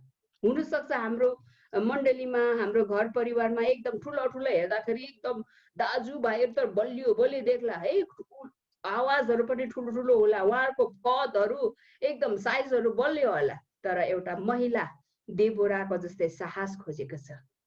एउटा आत्मिकी एउटा आमा चाहिएको छ, एउटा आत्मिकी दिदी, एउटा आत्मिकी बहिनीको आवाज चाहिएको छ। तपाईको उपस्थिति नै उहाँहरुको निम्ति एउटा साहस बन्ने छ। लुकेर बस्ने समय छैन देबोराहरु, सुतिराख्ने बस्ने समय छैन, टिभी हेरेर समय फाल्ने होइनौ। आज तपाई र म हाम्रो घर परिवारका लागि। अब अर्को नक्सा हेर्नुभयो भने तपाईले याएलको, इंग्लिशमा जायल भन्छ, नेपालीमा याएल होला, याएलको कथा देबोराले भन्छ नि, जो सिसेरा, जो चाहिँ उनीहरुको दुष्ट, उनीहरुको शत्रु सिसेरा, सिसेरा चाहिँ को थियो भन्दाखेरि उनीहरुको इजरायलको शत्रुको कप्तान थियो हो। अनि त्यो सिसेरालाई मार्ने चाहिँ को थियो त, बारकले मारेन नि, कोले मार्यो? देबोराले अघिबाट नै अगमबानी गरेको थियो कि यो युद्धको के भन्छ, यो युद्धको चाहिँ एउटा पुरुषलाई होइन, तिमीलाई होइन, तर एउटा महिलाका हातमा जानेछ। सिसेराको जीवन लाइफ चाहिँ कसले अन्त गर्नेछ, खतम गर्नेछ? बारकले होइन, जो चाहिँ कमान्डर थियो, तर एउटा महिला। अनि यहाँ म यो पनि भन्छु, कतिचोटि दिदी बहिनीहरुमा कसै चाहिँ देबोरा भनेपछि हामीलाई सबैलाई थाहा हुन्छ को देबोरा हुन्छ है, तर कतिजनालाई परमेश्वरले एउटा याएलको जिम्मेवारी पनि दिएको हुन्छ। धेरै जनाले याएलको बारेमा बुझेकै छैन, यो महिला पनि छ र बाइबलमा भन्ने खालको हुन्छ नि, तर याएललाई धेरैले चिन्दैन। याएलको नामै पनि कतिले थाहै छैन। तपाईले यो न्यायकर्ताको पुस्तक खोल्नुहोस्, अनि तपाईले त्यहाँ पाउनुहुन्छ कि जब याएलले, तपाईले यो 4 अध्यायलाई राम्रो पढ्नु भयो भने तपाईले याएलको कथा पाउनुहुन्छ। याएल को थिइन्, अनि कसरी उसले आफ्नो सिसेरालाई मारे भन्ने कुरामा चाहिँ तपाईले यो जम्मै पढ्नु भयो भने यहाँ तपाईले विशेष गर्न 18बाट तपाईले 18 पद, याएल सिसेरालाई भेट गर्नलाई निस्किन् र उनलाई भनिन्, हजुर भित्र आउनुहोस्, भित्र आउनुहोस्, न डराउनुहोस्। सुन्नुहोस् ल, आज याएलको नाम धेरै मान्छेले चिनेको छैन, ऊ धेरै फेमस पनि होइन, तर ऊ एउटा साहसी महिला थिए। आज हामी सबैजना देबोरा चाहिँ बन्न चाहन्छौँ, तर कतिचोटि परमेश्वरले तपाईँ र मलाई याएल जस्तै पनि बनाउनलाई कसैले थाहा छैन। नदेखेर पनि याएलले पनि आफ्नो उद्देश्य पूरा गरेका छन्। देबोराले पनि मारेको होइन, बारकले पनि मारेको होइन, त्यो सिसेरालाई यो के भन्छ यहाँ उसको कन्सेप्टमा त्यो हालेर मार्ने चाहिँ को थिए त? याएल थिए। आज दिदी बहिनीहरू कतिचोटि हामी सबैजना एस्तर जस्तै मात्रै डेबोरा जस्तै बन्न चाहन्छौँ। हो, हामी बन्नुपर्छ, तर कोही कोही बेला परमेश्वरले नचिन्ने पाराले तपाईँ एक कुनामा होला, तपाईँ कसैले तपाईँले गरेको काम देख्दैन होला, जसरी याएलको बारेमा। तर याएलले पनि आफ्नो उद्देश्य पुरा गरे। आमेन। हामीलाई कसैलाई परमेश्वरले एउटा लिडर भएर एकदमै अध्यक्ष भएर, कसैलाई सेक्रेटरी भएर, कसैलाई मेम्बर भएर, तर कसैले त चुपचापसँगले खाना खाएको त्यो भाडा पनि सफा गरिराखेको होला। तर याद गर्नुहोस्, तपाईँले एउटा बाइबलमा लेख्छन् कसैले मलाई एक गिलास चिसो पानी दिन्छन् भने पनि त्यसको इनाम उसले गुमाउने छैन। आमेन। आज दिदी बहिनीहरू, हामी भाडा माझ्ने किन नहोस्, हामी वचन दिने किन नहोस्, हाम्रो इनाम परमेश्वरले राखेको छ। कसैलाई देबोरा जस्तै प्रयोग गर्नुहुन्छ भने कसैलाई याएल जस्तै हुन्छ। याएलले म देबोरा जस्तै हुन्छु भनेर होइन, याएलले के गरिन् त? सिसेर आएको देखेपछि बोलाएर उसलाई परमेश्वरले उसको उद्देश्य पुरा गरिन्। आमेन।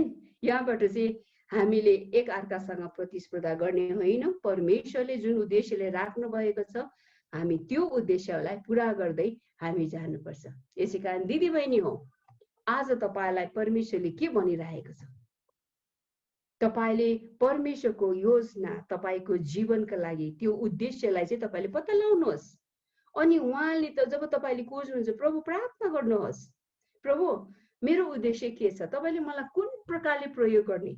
हुनसक्छ म त याएल जस्तै होला, मलाई कसैले चिन्दैन, म एक कुनामा बस्छु। हो, त्यही कुनामा बसेर पनि प्रभुको सेवा गर्न सक्नुहुन्छ। अनि अर्को चाहिँ तपाईँ आफैलाई, तपाईँ यो संसारमा तपाईँ यहाँ हुनुहुन्छ, तपाईँले भन्नुहोस् मलाई यो खालि मेरो लागि म त जिउँदिन प्रभु, म तपाईँको निम्ति जिउन चाहन्छु। तपाईँले भन्नु पर्यो, किनभने परमेश्वरले सुन्नुहोस् ल, परमेश्वरले कसैलाई पनि जबरजस्ती प्रयोग गर्नुहुन्न। परमेश्वरले हामीलाई रोबोट बनाएर त्यो कम्प्युटरले के अरे रिमोटले चलाउँछ नि त्यसरी चलाउँदैन। परमेश्वरले हामीलाई एउटा इच्छा छान्ने काम दिएको छ। परमेश्वरले छान्ने, परमेश्वरले यत्रो ठुलो महान बलिदान गर्नुभयो, क्रुसमा मर्नुभयो, तर पनि जबरजस्ती तानेर तैँले मलाई विश्वास गर भन्नुभएको छैन। परमेश्वरले हामीलाई छान्ने काम दिनुभएछ। प्रकाश 3:20 के भन्छ? हेर म ढोकामा उभिएर घच घचाउँछु, ढकढकाउँछु। सुन्नुहोस् ल, हाम्रो परमेश्वर कति महान हुनुहुन्छ, तरै पनि कति नम्र हुनुहुन्छ। उहाँले के हुनुहुन्छ? म तिम्रो ढोकाको, हृदयको ढोकामा उभिएर ढकढकाउँछु। उहाँले त जबरजस्ती बङ्गै खोलेर पनि त आउनु सक्नुहुन्थ्यो नि, तर उहाँले चाहिँ हामीलाई के भन्छ? हृदयको ढोकामा ढकढकाउँछु, कसैले मेरो स्वर सुनेर खोल्छन् भने म आउँछु भन्नु चाहेको छ। यहाँबाट के बुझ्दैछ भने परमेश्वरले हामीलाई महान योजना दिनुभएको छ, तर योजना पुरा गर्नको निम्ति तपाईँ र मेरो पनि हामीले कोअपरेट गर्नु पर्यो। जबरजस्ती परमेश्वरले तानेर लु गर भन्दैन। हामी परमेश्वरसँग भन्नु, प्रभु तपाईँको योजना मेरो जीवनका लागि के छ, त्यो योजनामा म बढ्नको निम्ति मलाई सहायता गर्नुहोस्।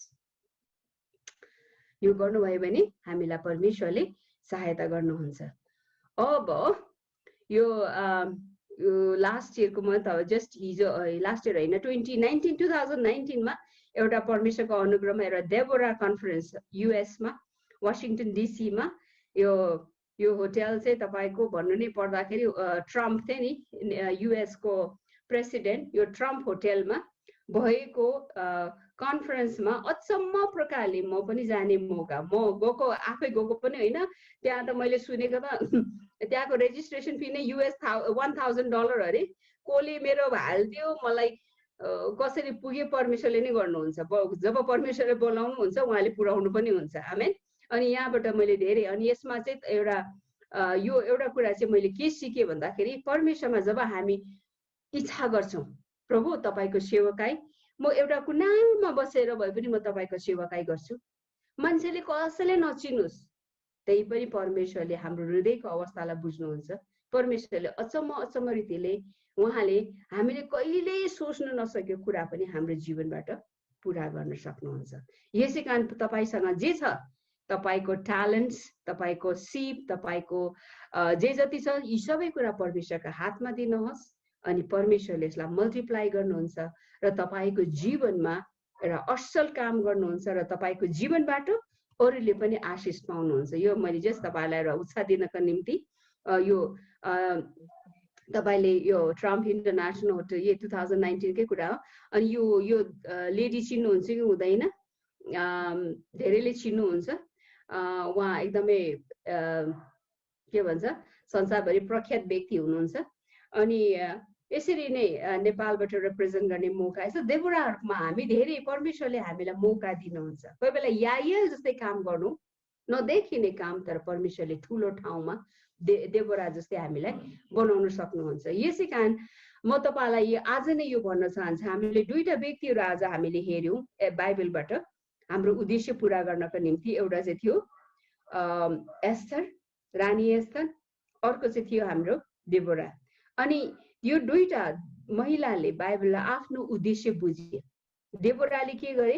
ऊ चाहिँ एउटा इजरायलका आमा बनिन्, एउटा अगमवादिनी, एउटा अरूलाई उत्साह दिने, अरूलाई ठिक ठाउँमा लाने। किनभने उनीहरूको त्यही बेला राजा थिएन, शासक थिएन, सबै अन्यलमा परेको थिए।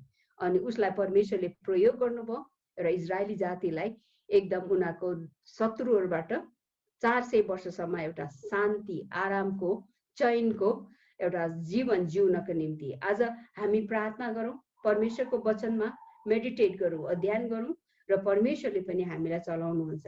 जब तपाईँले बुझ्नुहुन्छ कि मेरो उद्देश्य के हो, कोही कोही बेला हामीलाई थाहा मेरो उद्देश्य के होला भने हामी अन्यलमा बसिरहेको हुन्छ। जब बुझ्नुहुन्छ परमेश्वरले तपाईँको योजना अनुसार उहाँले प्रयोग गर्नुहुन्छ। सुन्नुहोस् ल, म दिदी बहिनी भन्छु, तपाईँ र मेरो जीवनमा परमेश्वरले हामीलाई एउटा कामको लागि बोलाउनु भएको छ।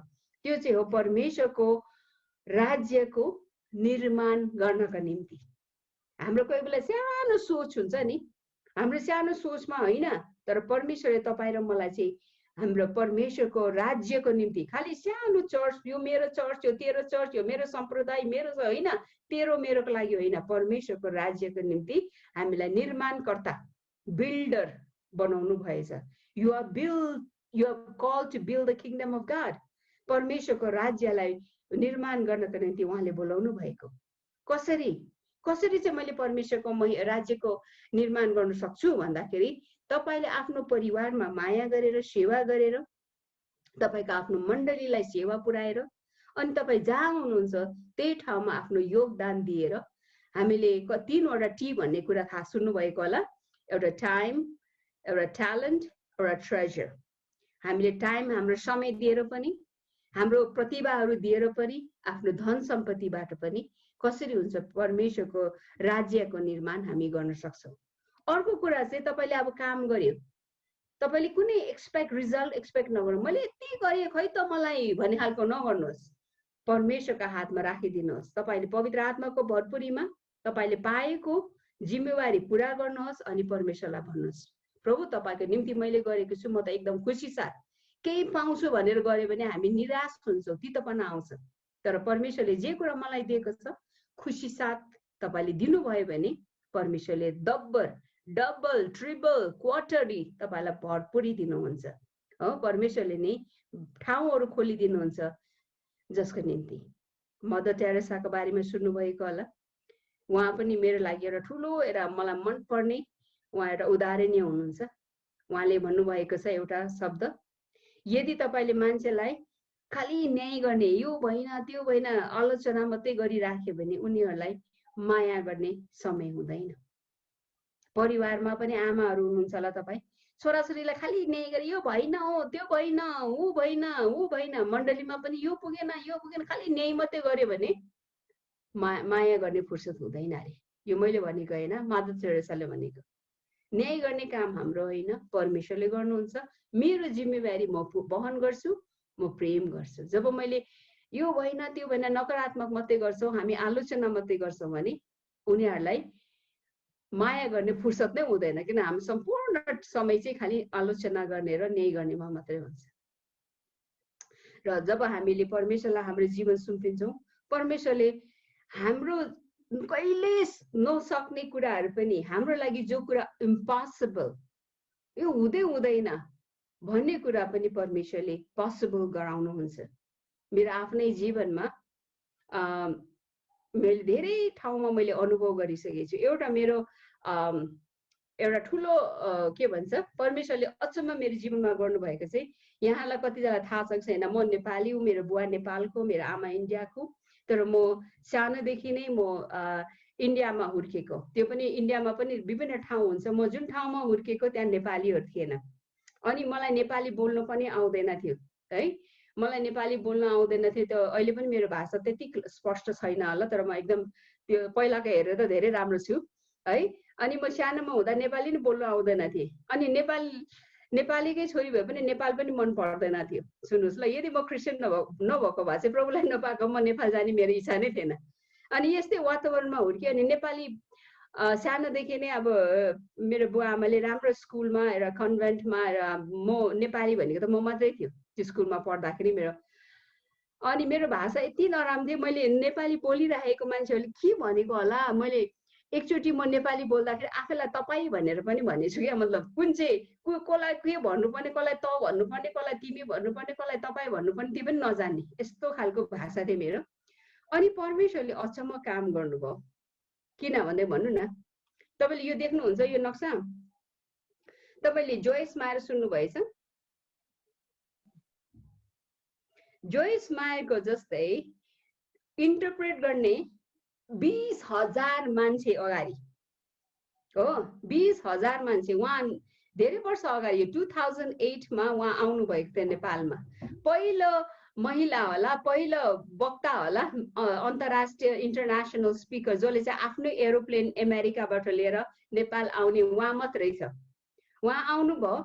अनि यो चाहिँ म यो घमण्ड गर्नेलाई होइन कि परमेश्वरले जे कुरा असम्भव छ त्यो पुरा गर्नुहुन्छ भन्ने कुरा म बताउनुलाई यो म गरेको होइन, यो मेरो लागि होइन, म राम्रो भएर होइन, किन मलाई थाहा छ मेरो भाषा खत्तम। जुन कुरामा हामी सक्दैनौँ नि, जब हामी परमेश्वरमा भर पर्छौँ। 20,000 भन्दा यो तपाईँलाई थाहा छ होला, काठमाडौँमा ठुलो यो जौलाखेल ग्राउन्ड छ नि, जौलाखेल सेन्ट जेभियर्स स्कुलको त्यो ग्राउन्डमा 20,000 भन्दा बढी मान्छेको अगाडि यस्तो अन्तर्राष्ट्रिय प्रख्यात वक्तालाई अन्तर्वाद के अरे इन्टरप्रेट गर्नलाई कसले छानेको भन्नु त? म जस्तोलाई, जो चाहिँ मेरो नेपाली हार्डली म क्यान स्पिक। भन्नु चाहेको चाहिँ जो कुरा तपाईँको लागि असम्भव छ, मेरो लागि त त्यो असम्भवको असम्भव। आज पनि मैले एउटै कुरा गरेँ, म तपाईँलाई यो फोटो मैले देखाउँदाखेरि चाहिँ म अझ घमण्ड होइन, अझ नम्र हुन्छु कि यो कुराले चाहिँ कि परमेश्वरले नसक्ने कुरालाई सक्ने बनाउनुहुन्छ। आमेन। म जस्तोलाई जो चाहिँ बोल्नै नआउने, योभन्दा अहिले पनि मलाई साधारण भाषाहरूमा राइट लेफ्ट अहिले पनि मलाई नेपाली लेख्नु आउँदैन, किनभने आई नेभर लर्न्ड हो, बोल्नु त परै छर्दैन। तर यो प्रार्थना गरेको थिएँ परमेश्वरले 20,000 मान्छेभन्दा बढी मान्छेको अगाडि उसको हरेक शब्द, किनभने हामी अगाडि पनि बसेर के बोल्छु के पनि छैन। ऊ तुरुन्तै आयो बिहान प्लेनबाट, त्यहाँ यति गाडीभरि पुलिसले एस्कोर्ट गरेर लिएर आएको, अनि आएर तुरुन्तै माइक दियो, लु उहाँलाई इन्टरप्रेट गर्नुपर्छ भन्ने कुरा।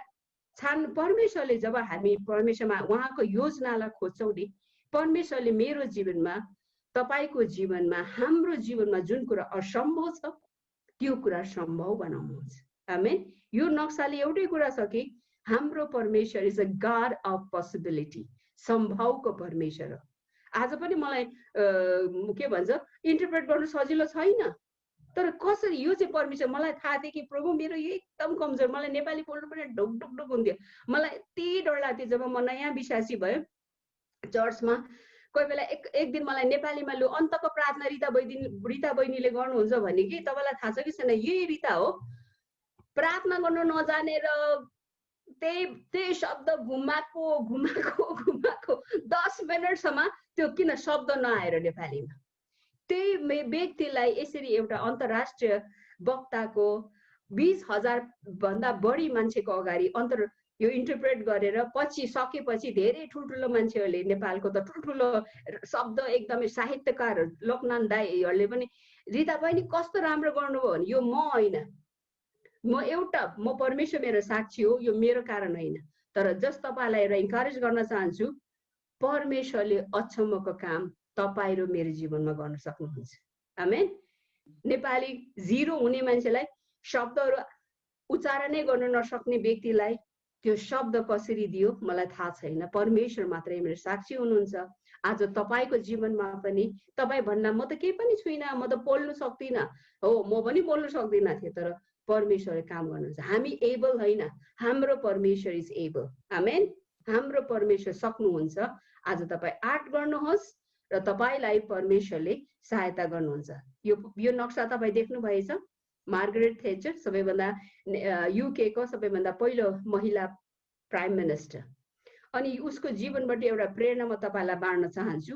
उसको जीवन के थियो भने जब प्रधानमन्त्री हुनुहुन्थ्यो युके को, बेलायतको, उहाँ एउटा प्रधानमन्त्री पहिलोचोटि युरोपको युके को प्राइम मिनिस्टर हुँदा पनि उहाँले दिदी बहिनीलाई म एउटा भन्न चाहेको चाहिँ परमेश्वरले हामीलाई माथि स्तरमा भोलि गएर प्रधानमन्त्री बनाउला, हामीलाई राष्ट्रपति बनाउला, हामीलाई मण्डलीको बिशप बनाउला, तर हामी हाम्रो जिम्मेवारीबाट वञ्चित नहौं। हाम्रो परिवार, उसबाट मैले के प्रेरणा पाएको छु भन्दा उले प्राइम मिनिस्टर हुँदा पनि उसले के गर्थ्यो भने उसको श्रीमानको लागि, सुन्नुस् ल, उसको श्रीमानलाई जुन मासु मन पर्थ्यो नि, त्यो जुन मासु मन पर्थ्यो उसले नोकरलाई दिँदैन थियो अरे। उसको जति क्याबिनेट मिटिङ सकेर पनि श्रीमानको लागि उसलाई जुन मासु मन पर्थ्यो त्यो मासु किन्नका लागि मार्गरेट थेचर आफै जान्थिन् गरे। भन्नु चाहेको चाहिँ दिदी बहिनीहरू कोही बेला हामी मलाई ठुलो छ, मेरो जिम्मा ठुलो छ भने हाम्रो परिवारलाई नेग्लेक्ट गर्छौं। परिवार नेग्लेक्ट गर्ने होइन। उसको जीवनबाट मैले एउटा ठुलो प्रेरणा मिलेछ। परमेश्वरले हामीलाई मात्र हाम्रो औदामा राख्ला, तर घरमा हामीलाई जे छ, एउटा आमा, एउटा श्रीमती, एउटा दिदी, एउटा बहिनी छ, त्यो पनि हामीले आफ्नो जिम्मेवारी चाहिँ पुरा गर्नुपर्छ। धेरैजना यस्तो हुन्छ आफ्नो जिम्मेवारी, एउटा सानो जिम्मा पाएपछि घरलाई नै त्याग्छ, परिवारलाई नै त्याग्छ, छोराछोरी कता गएको छ थाहा हुँदैन। मैले यो के अरे यो कथा तपाईलाई पहिला पनि भने कि, तर पनि फेरि भन्न मन लाग्छ। हाम्रो स्कुल छ, धेरै विद्यार्थीहरू आउँछन्, धेरै इसाई परिवारको छोराछोरीहरू पनि छन्। एउटा बहिनी थियो कुन चाहिँ अर्कै मण्डलीको, उसको सानो छोरी चाहिँ हाम्रो स्कुलमा लाथे। 3.5 वर्ष कि 4 वर्षको नानी स्कुलमा एलकेजी कि कति क्लासमा एडमिट गरे। अनि त्यो बहिनीको छोरी अनि बसमा लायो, तर बसबाट अब 3 बजी स्कुल छुट्टिन्छ, बिहान 9 बजीदेखि 3 बजीसम्म स्कुल लाग्छ। अनि 3 बजी छुट्टी भएपछि बसमा आउँछ, त्यो बस पुरै घुम्छ, फेरि पनि फर्काएर 5 बजी त बसले त फेरि त्यो बच्चालाई फर्काएर ल्याउँछ। के भयो भन्दाखेरि म्याडम उसको यो कोही पनि थिएन, बाटोमा अभिभावकहरू कोही छैन, त्यो बच्चालाई त बाटोमा छोड्नु त भएन, सानो नानी कोही छैन रहेछ। एक दिन भयो केही मिस्टेक भयो होला, कोही आएन, हुन्छ हेरौँ न भनेर फेरि 5 बजी त्यो अब ड्राइभरहरू त जानुपर्छ, फेरि त्यहाँ केयरटेकर छ, जो पालेहरू छ, पालेको श्रीमतीहरू छन्, उनीहरूलाई लु बहिनी नानीहरूलाई हेर्दै हो, यो उसको अभिभावक। भोलि पनि त्यस्तै, पर्सि पनि त्यस्तै, घरिघरि हप्तामा 3-4 दिन त त्यो अभिभावक 6 बजी झमक्कै राति भइसकेपछि मात्रै आउँथे। अनि मलाई स्टाफहरूले भने यो नानीको अभिभावक त आउँदै आउँदैन म्याम, यो त 4 बजिसक्यो, 5 बजिसक्यो, 6 बजी भन्नुहोस् तर 4 वर्षको नानी। अनि त्यो बहिनीलाई मैले एक दिन बोलाएर मेरो अफिसमा भने, बहिनी हेर्नुहोस् त तपाईँको छोरी बसमा त तपाईँले राख्नु भएको छ, तर बसमा झर्ने ठाउँमा हुन्छ, यो घर त डोर टु डोर होइन, उसको चाहिँ ठुलो बसमा थियो। अनि त्यो बसमा बाटोमा छर्दा पनि भोलि गएर तपाईँको बच्चा कहाँ जाने, त्यसको व्यवस्था गर्नुहोस्। अनि त्यो बहिनीले के भन्यो नि मलाई, म्याम म त मेरो मण्डलीको दिदी बहिनीको अगुवा हुन्, हाम्रो मण्डलीमा धेरै दिदी बहिनीको प्रार्थना हुन्छ, कोही बेला उपवास प्रार्थना हुन्छ, कोही बेला घरेलु सङ्गति हुन्छ, अनि त्यसमा म त एकदमै जानुपर्छ। मैले भने राम्रो बहिनी, तपाईँले यसरी जिम्मा लिएको, चर्चको जिम्मा लिएको राम्रो हो, तर याद गर्नुहोस् तपाईँको घरमा छोरी पनि त छ नि त। एक दिन होइन, 2 दिन होइन, हप्तामा 3-4 दिन त तपाईँको छोरी फेरि फर्काएर ब्याक टु स्कुल। 6 बजी बच्चालाई त कस्तो हुन्छ, भोक लागेको हुन्छ, टायर्ड हुन्छ, घर पुग्नु पर्यो नि। होइन गुरुआमा, एकदम बिजी छ हाम्रो चर्चमा त, यति आत्मिकी प्रार्थना हुन्छ, हाम्रो त एकदम रिभाइभल मिटिङ हुन्छ। ठिकै छ नि, रिभाइभल मिटिङ होस्, तर तपाईँ आमा पनि त हो नि, तपाईँ खालि चर्चको सेवक मात्र होइन, तपाईँ घरका आमा पनि हुन्। भन्दा त के भने मसँग, अब तपाईँ पनि पास्टरको श्रीमती होइन, तपाईँ गुरुआमा होइन? हो गुरुआमा हो, म चर्चको पास्टरको श्रीमती पनि हो, म स्कुलको प्रिन्सिपल पनि हो, म आमा पनि हो, मेरो छोरीहरू आएको बेलामा म छुट्टी लिएर यिनीहरूलाई टाइम दिन्छु। तपाईँ भन्नु भनेको त कस्तो आत्मिकी कुरा पो बुझ्नुपर्छ भनेर बच्चालाई लिएर गयो। भोलिपल्ट बच्चा पनि आएन, थाहा छैन मलाई, कहाँ लगे, कुन चाहिँ स्कुलमा लगेर राखेँ। तैँले मैले यो उसको नक्सा किन देखाउनु छ, एउटा प्राइम मिनिस्टर, यो आत्मिकै कुरा होइन, एउटा प्राइम मिनिस्टर जस्तै भन्नुहोस् त, देशलाई शासन गर्ने, कुन चाहिँ देश, युके जस्तै देशलाई शासन गर्ने, तर उसले आफ्नो आमा भएर एउटा श्रीमती भएर आफ्नो भूमिका निभाउन सक्छन् भन्ने के तपाईँ र मैले गर्न सक्दैन? के तपाईँ र म देवरा जस्तै होइन? के तपाईँ म एस्तर जस्तै होइन? आज हामी आत्मिकी भनेर मात्र पुग्दैन, व्यवहारमा जे कुरा गर्नुपर्छ त्यो पनि गर्छ। खास ट्रु लिडरसिप, खास लिडरसिप भन्ने चाहिँ घरबाट सुरु हुन्छ, त्यसपछि मण्डलीमा जान्छ, त्यसपछि समाजमा जान्छ, त्यसपछि देशमा र अन्तर्राष्ट्रिय प्रकारले। यति भन्दै तपाईहरू दिदीबहिनीहरू, तपाईहरू एकदम बलियो हुनुहोस्। आज परमेश्वरले हामीलाई जुन कुराको निम्ति बोलाउनु भएको छ, हिब्रू 13:21 भन्दछ, उहाँले जुनको निम्ति जे उहाँको इच्छा अनुसार बोलाउनु भएछ, उहाँले हाम्रो जीवनबाट पुरा गर्नुहुन्छ। अनि यो सबै पुरा गरेर चाहिँ एउटै कुरा छ, उद्देश्य चाहिँ के हो? परमेश्वरलाई महिमा दिनु हो। अब याद गर्नुहोस्, सबै असल कुरा उहाँको अनुग्रहबाट पाएको हो र हामी उहाँलाई नै श्रेय दिनुपर्छ, उहाँलाई नै हामी श्रेय दिनुपर्छ। तपाईँले यो 1, 2, 3 यो वर्सहरू याद गर्नुहोस् त। उद्देश्यको लागि, तपाईँको जीवनको उद्देश्यलाई बुझ्नको निम्ति यो पदहरू मैले यहाँ लेखिदिएको छु, तपाईँले यो घरमा तपाईँले पढ्न सक्नुहुन्छ। एक्सोडस प्रस्थानको 9:16, प्रस्थानको 9:16, भजन सङ्ग्रह 57:2, हित उपदेश 19:21, रोमी 8:28, यो त हामीलाई जानेकै हो, अनि दोस्रो तिमोथी 1:9।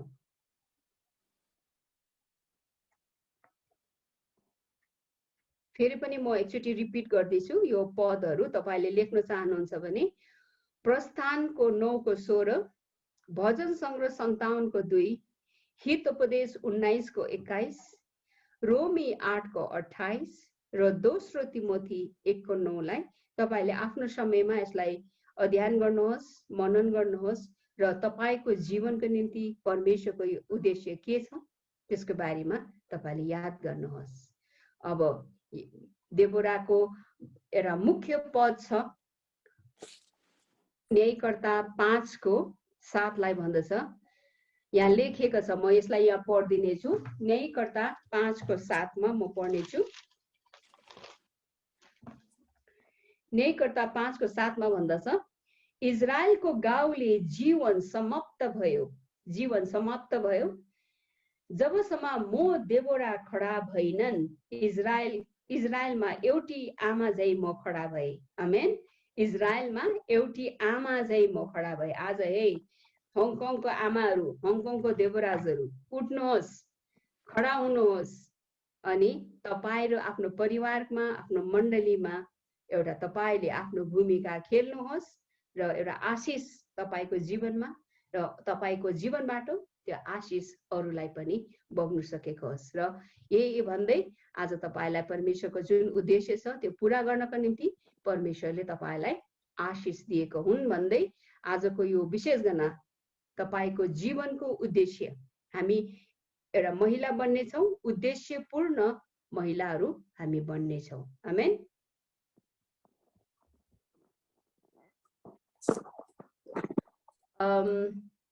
तपाईहरुको केही प्रश्नहरू छन् भने भन्न सक्नुहुन्छ। म त्यसपछि छोड पछि गएर अलिकति अर्को एक स्लाइड देखाउन चाहन्छु। बुझ्नुभयो अघिको आजको पाठ? मैले तपाईको अनुहार देख्न सकिनँ अघि, किनभने त्यो मैले स्लाइड खोल्दाखेरि 1-2 जनाको मात्रै देखिन्थे। तपाईले बुझ्नुभयो होला। हामीले पहिलोको लास्ट टाइमको हाम्रो आइडेन्टिटी इन क्राइस्ट, ख्रिस्टमा मेरो परिचय। आज हामीले अर्को चाहिँ हामीले के बुझ्यौं भन्दाखेरि हाम्रो उद्देश्य, परमेश्वरले जुन उद्देश्य राख्नु भएको छ त्यो उद्देश्य अनुसार, र त्यो उद्देश्यलाई खोज्ने कुरामा आज हामीले 2टा बाइबलको नारीहरू हेर्यौं। एउटा रानी एस्तर, अर्को चाहिँ देबोरा। अर्को चाहिँ हामीले याएलको जीवनबाट पनि एउटा झलक लियौं, किनभने सबैजना देबोरा जस्तै नहोला, तर याएल जस्तै पनि चुपचापसँगले कसैले थाहा नगरेर आफ्नो उद्देश्य पूरा गरेको। आमेन। अरु केही छ भने सोध्नुस् है।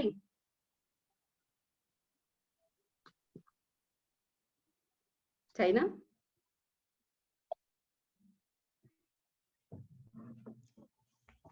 मेरो घडीमा चाहिँ 8 बज्यो, 8:30 नै हुन आँट्यो।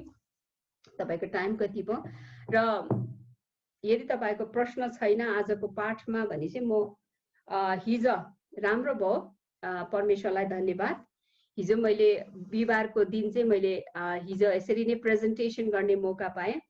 नेपाली इसाई समुदायको बारेमा यसरी नै जुम मार्फत एउटा प्रेजेन्टेसन थियो। त्यो चाहिँ विभिन्न राजदूतहरू पनि थियो, जस्तै कि युरोपको नेदरल्यान्ड, स्विडेन, डेनमार्क, युएस को अनि नेपालको युएस एम्बेसीकोहरू पनि थियो।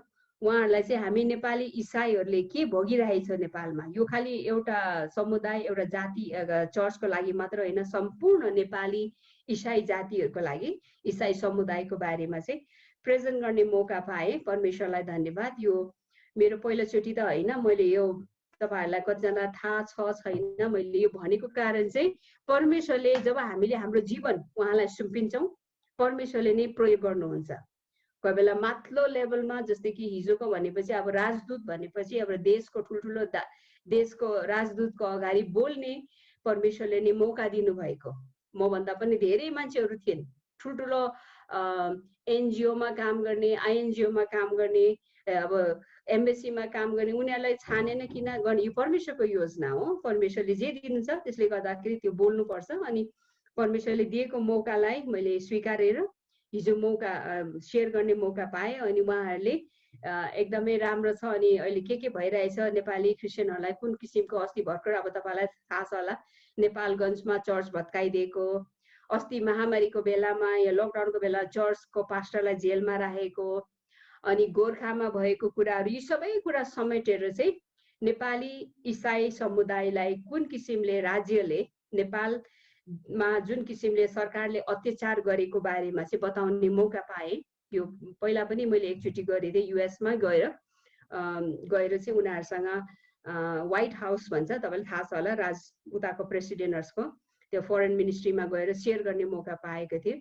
अनि परमेश्वरले नि दिएको, यसमा मैले घमण्ड गर्ने केही पनि छैन। परमेश्वरले दिएको, परमेश्वरले नै उहाँले नै समय के भन्छ सबै श्रेय उहाँलाई नै दिन्छ।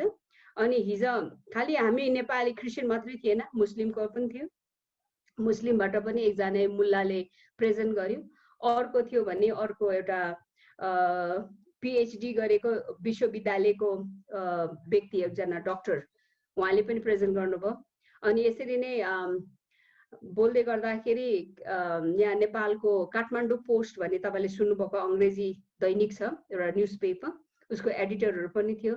अनि उनीहरूले वाद विवादहरू खालि प्रस्तुत मात्रै गर्ने होइन, अनि उनीहरूले प्रश्न गर्छ, यो घटना घटेको हो त, सरकारले के गर्यो त, हाम्रो संविधानले के गर्छ भन्ने कुरालाई पनि एउटा वाद के भन्छ question answer panel discussion time पनि थियो। यी सबै कुरा गर्ने मौका परमेश्वरले दिनुभएको छ। अनि मैले दिएको पेपर चाहिँ प्रेजेन्टेसन गरेको चाहिँ जसरी मैले यहाँ तपाईँहरूलाई स्लाइड बनाएको थिएँ, मैले त्यसरी नै स्लाइड बनाएको थिएँ। अनि त्यो स्लाइड चाहिँ हिजो युएस डिपार्टमेन्ट, अमेरिकाको जो आउनुभयो थियो अमेरिका सरकारबाट, उहाँलाई चाहिँ माग्यो, उहाँले मलाई इमेल पठाइदिनु म तपाईँको आजको स्लाइड चाहिँ मलाई तुरुन्तै पठाइदिनुहोस् भनेर। हाम्रो हिजोको 2 घन्टाको मिटिङ थियो, 2.5 घन्टाको। अनि त्यसपछि त्यो मैले प्रेजेन्ट गर्ने मौका पनि पाएँ। सबै परमेश्वरलाई धन्यवाद। हाम्रो इसाई समुदायको आवाज, हुन त संसारको राजदूत, संसारका राजा भन्दा पनि हाम्रो परमेश्वर राजाको राजा, प्रभुहरूको प्रभु। आमेन। हामी यसका लागि घमण्ड गर्नेछौँ। आमेन। हामी डराउने छैन। मान्छेहरूले दुष्ट हामीलाई आक्रमण गर्छ, तर परमेश्वर हाम्रो पक्षमा हुन्छ भने रोमी 8:31 मा भन्छ, if God be for us who can be against us. यदि परमेश्वर हाम्रो पक्ष हाम्रो साथमा हुनुहुन्छ भने हाम्रो विरोधमा उठ्छ निश्चय नै, तर कहिले पनि विजय हुँदैन। आमेन। अर्को पद भन्दै भजन सङ्ग्रह 118 को 8 र 9 मा, हाम्रो भरोसा संसारको राजाहरूमा होइन, हाम्रो भरोसा परमेश्वरमा छ। आमेन। यति भन्दै यहाँहरूलाई म धेरै धेरै धन्यवाद भन्न चाहन्छु। यहाँहरूले हिजोको प्रार्थना अनि सहायता गर्नुभयो, साथै आजको हिजोको बिहिबारको साथ आज शुक्रबार सेयर गर्ने तपाईँहरूले समय निकालिदिनु भयो, यसका लागि फेरि पनि धन्यवाद भन्दै